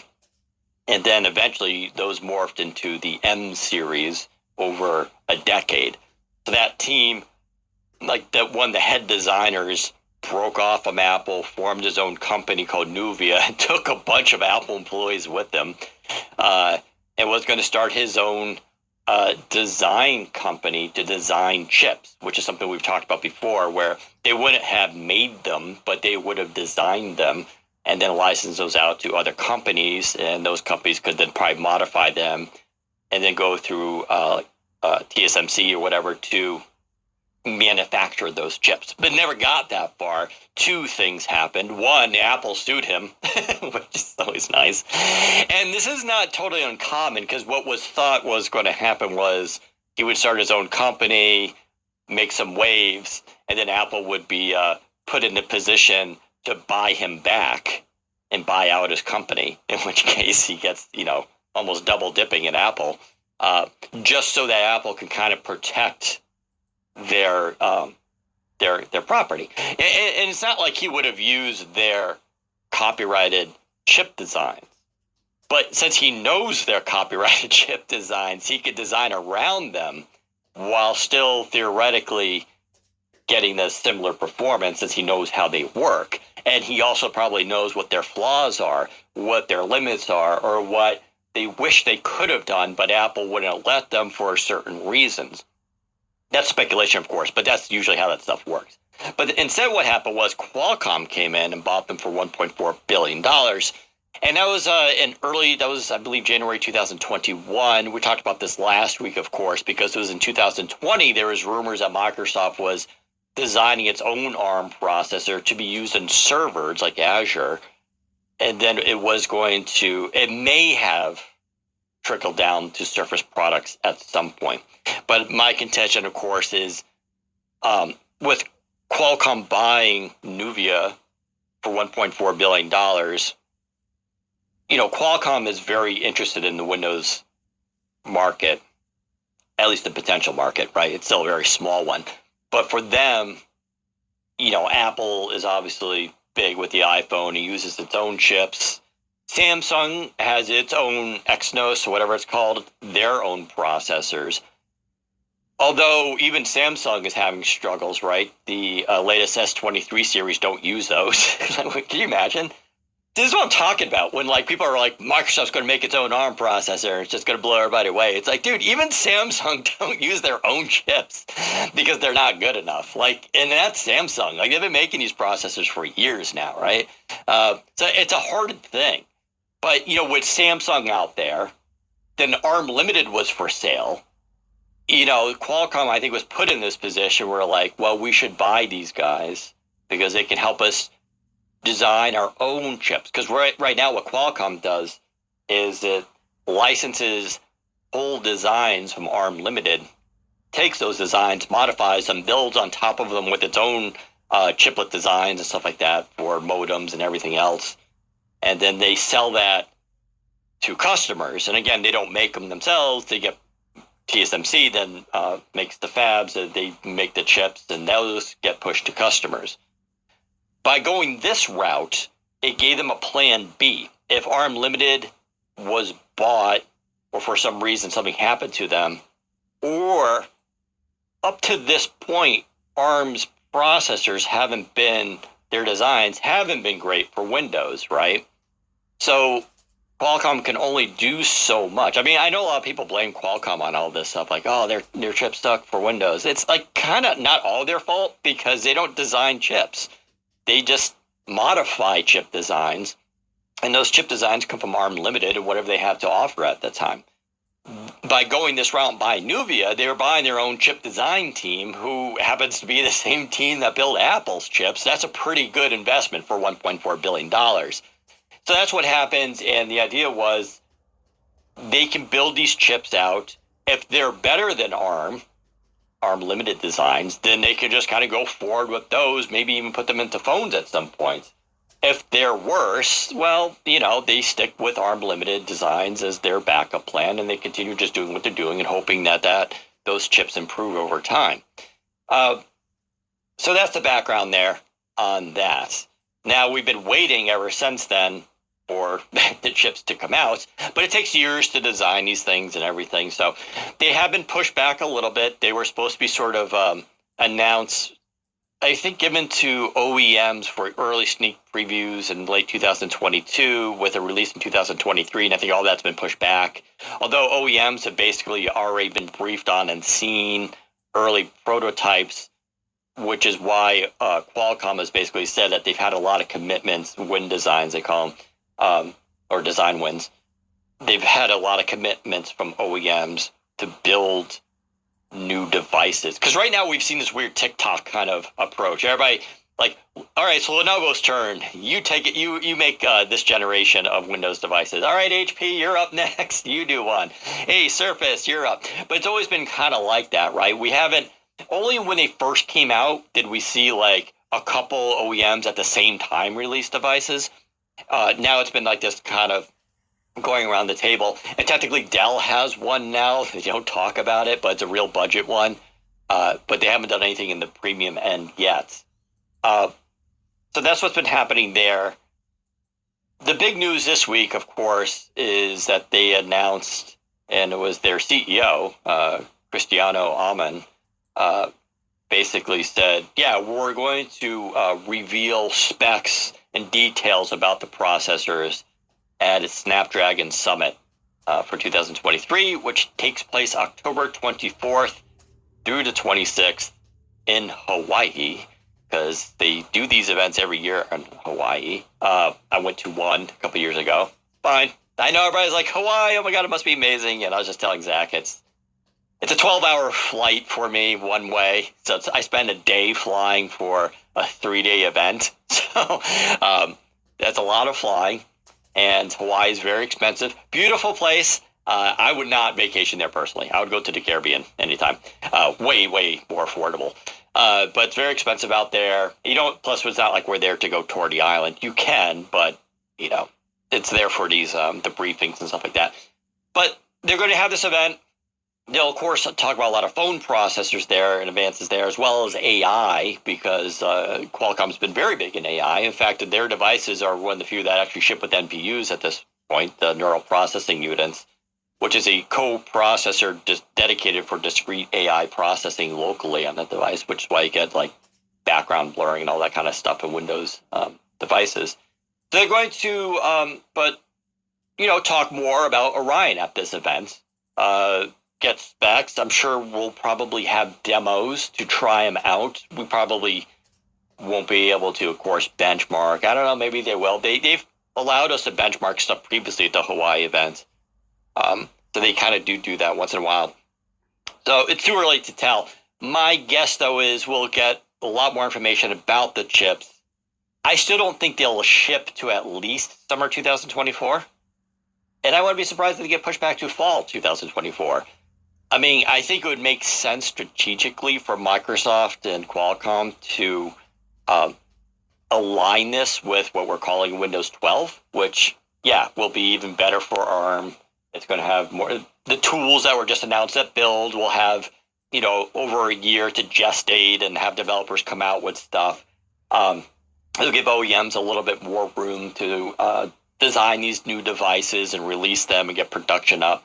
But then it could be like this big thing with, the Windows 12 launch, because Qualcomm also said, it says that 2024 will be an inflection point for Windows on Snapdragon PCs. Basically, they're calling it that 2024 will be the breaking year for this new chip design and for ARM. And they do call these, I think Nuvia we're aspiring to build really the Apple Compete platform, I think, for the Windows ecosystem. So this is squarely aimed at Apple's.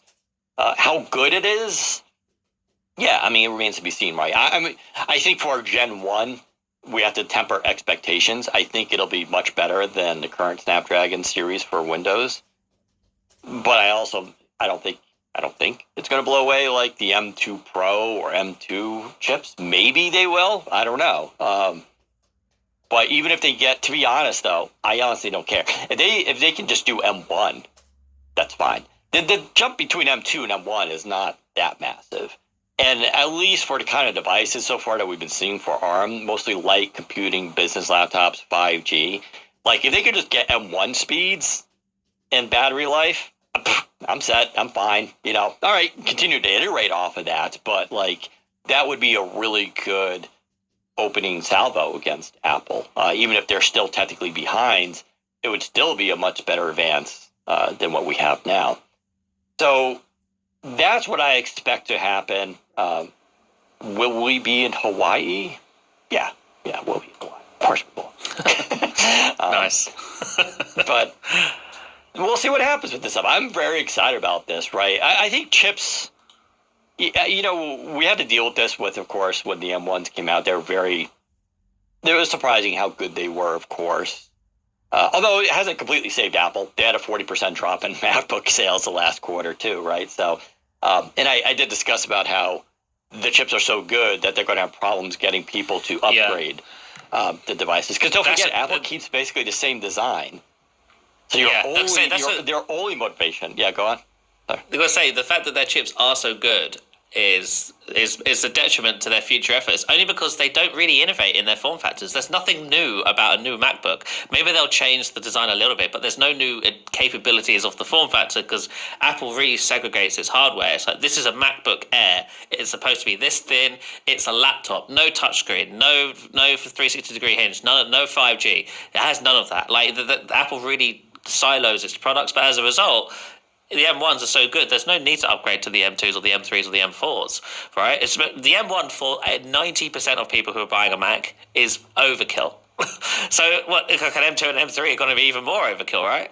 Yeah, you're right. I mean, since they only have a few laptops, and they don't change their designs for like 5 years at a time, which is fine. And they make good laptops, right? It's like Dell. Dell has the same approach. But the only argument for you to upgrade your device is you broke the last one, in which case that's not even a real argument, because Apple has great customer service too, where you can go and repair your device. Or you just really want the latest, fastest processor. You're not going to upgrade because necessarily of new features or designs. Of course, they can make a new design. Nothing stops them, but they've been very conservative with like new designs. And that's kind of the benefit of the PC platform, where you may want a new laptop this year, not because it's the new Dell XPS 15, which is slightly better than last year's XPS 15, but maybe because Surface Laptop Studio 2 came out, and you're like, that thing's awesome, I want that, I want pen and inking, and I want a display that folds down, or, you know, I want the yoga book with dual displays and pen and does all this other cool stuff, or I want the X1 Fold 16, which is a foldable PC. Like, you have that going for the PC market, which is why you get more motivation to upgrade. But yeah, Apple's in a weird position with that stuff. But, you know, we'll have to wait and see with these chips. I'm really excited about them. I think Qualcomm's awesome. They're very committed to the Windows ecosystem. Like, they really want this to work. Because for them, if they can crack this, it's a huge market for them, right? And it's another source of massive revenue and income, where phones may be, phones have flatlined, right? It's another flat market where we don't see huge year-on-year improvements in adoption for obvious reasons, and even upgrades too, right? At least they try to redesign the smartphone every year, but it's still kind of basically the same thing. And if anything, we've been seeing positive market gain from Apple, which does not help Qualcomm at all. So, I don't know. I'm excited about this. I want to temper expectations, but like I said, if they could just hit M1 speeds and put that into like the Surface Pro 10 or 11 by that point, who knows? Or, you just reviewed the ThinkPad X13S. If they could put that chip in there, like, I'd be really happy. And I'm not even one that's complaining about the current gen speeds. It's been fine for me. I don't ever feel like I'm compromised or using a slow device. But as I've always joked on this podcast, there's no such thing as a processor that's been too fast, right? Like, no one's ever said that in the history of computing. So, that's fine too.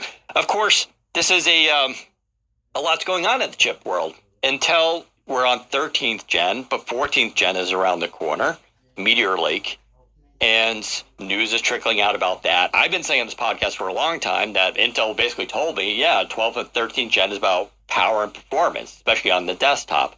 And that's what we've seen. I've said numerous times, like, if you're getting a laptop and you just need light computing, go for a U-series chip. You don't need the P-series. It's way too much almost for most things. Especially with the battery trade-off. And the battery life with 12 and 13 gen it's not bad. It's just not an improvement, right?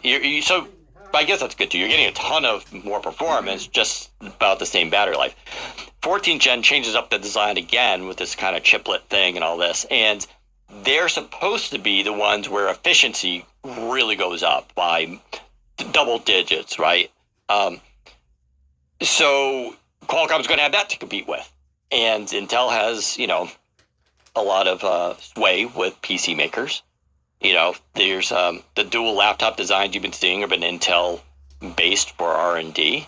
So I don't know, but for us, that doesn't matter, right? For consumers, all we get is cool competition and more choice, and I'm totally fine with that. So I think 2024, though, is going to be a really fun year for chips. I think Intel is going to have some really cool stuff out there. Qualcomm will have its brand new platform, which hopefully won't be buggy. We don't know about that either. And then, of course, there's AMD. And AMD's sitting there, and they're just trucking along. They've had a very good adoption. I still think the Ryzen 7 series, it hasn't hit premium Ultrabooks yet. It's still mostly in the budget stuff and some gaming laptops, but they haven't cracked Intel's market. But that could change at any time. So it's going to be a good year, I think, for Windows. And then you throw in Windows 12. This is going to be, 2024 is going to be a fun one. So we'll see what happens there. I fully agree with the hardware side of it, the software side of it. It's all coming together with 2024, which we've said before. Now, real quick, before we move on to our next topic, a little bit of breaking news here that's just popped up. Microsoft has announced that it's killing Cortana on Windows 10 and Windows 11 later this year. They've officially confirmed that is the plan. They will no longer support strangling her. the standalone app on Windows starting this fall. And is this to anyone's surprise? I don't think so. I'll read the documentation they put out here. Word for word, they say, "We are making some changes to Windows that will impact users of the Cortana app. Starting in late 2023, we will no longer support Cortana in Windows as a standalone app. This change only impacts Cortana in Windows, and your productivity assistant Cortana will continue to be available in Outlook mobile, Teams, etc., etc." So the Cortana persona within those Microsoft 365 apps will continue. The Outlook's ability to do like the read me my recent emails thing using Cortana, that will still be a thing that you can do. But the Cortana app on Windows, the standalone app, which you could talk to and ask it for like info and stuff, is going away. And this announcement comes literally a week after Windows Copilot was unveiled.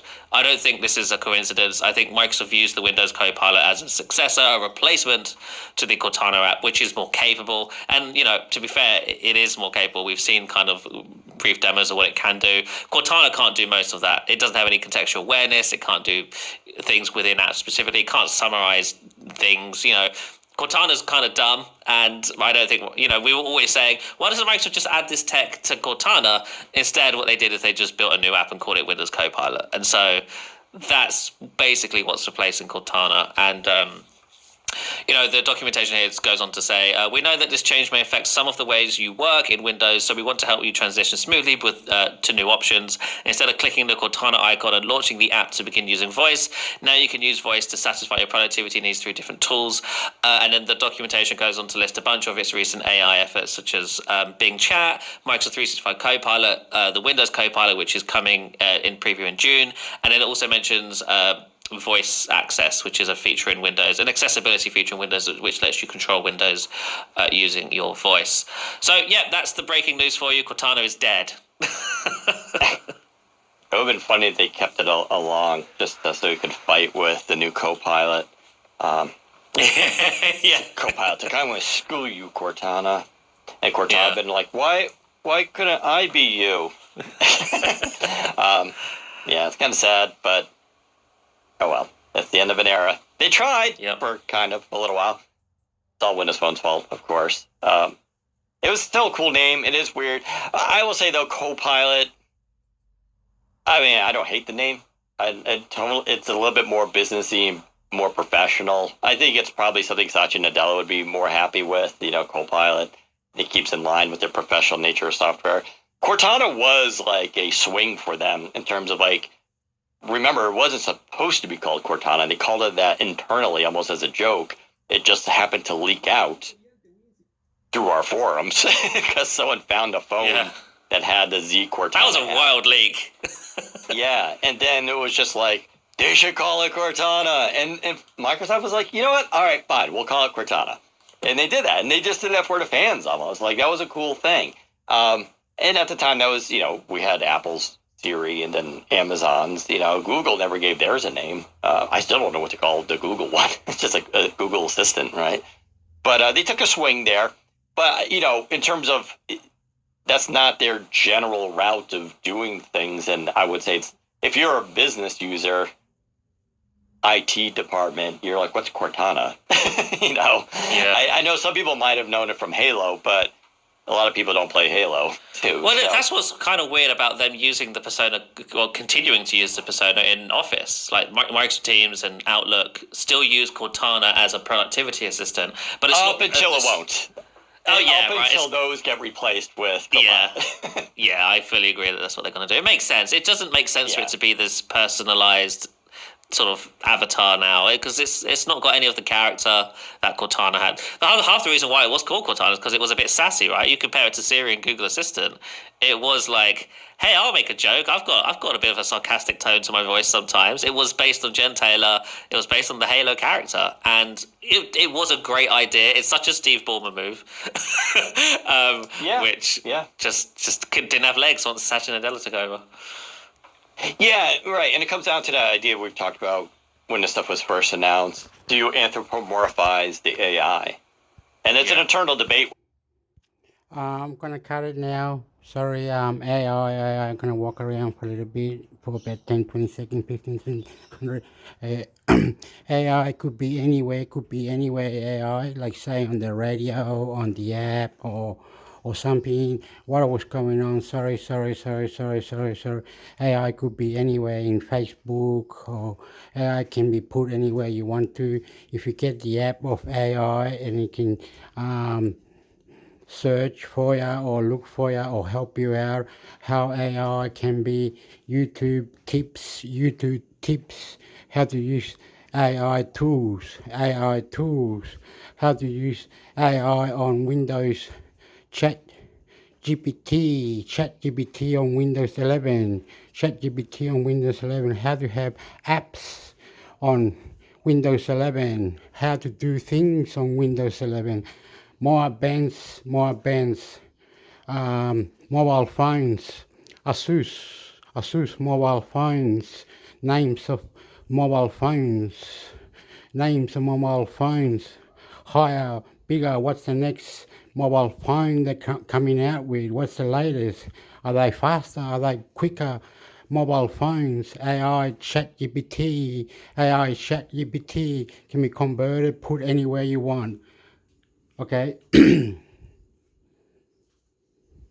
Technology. I'm lost. Australia, I am Hector. But that information needs to be like someone to. I'm crazy. I love you so. I better go. Okay, things to do. The police, army, sport, crazy, you. I'm here for you. Anything, blah, blah, blah, blah. Intermix sector, shark, I love you. Intermix sector, subscribe, please.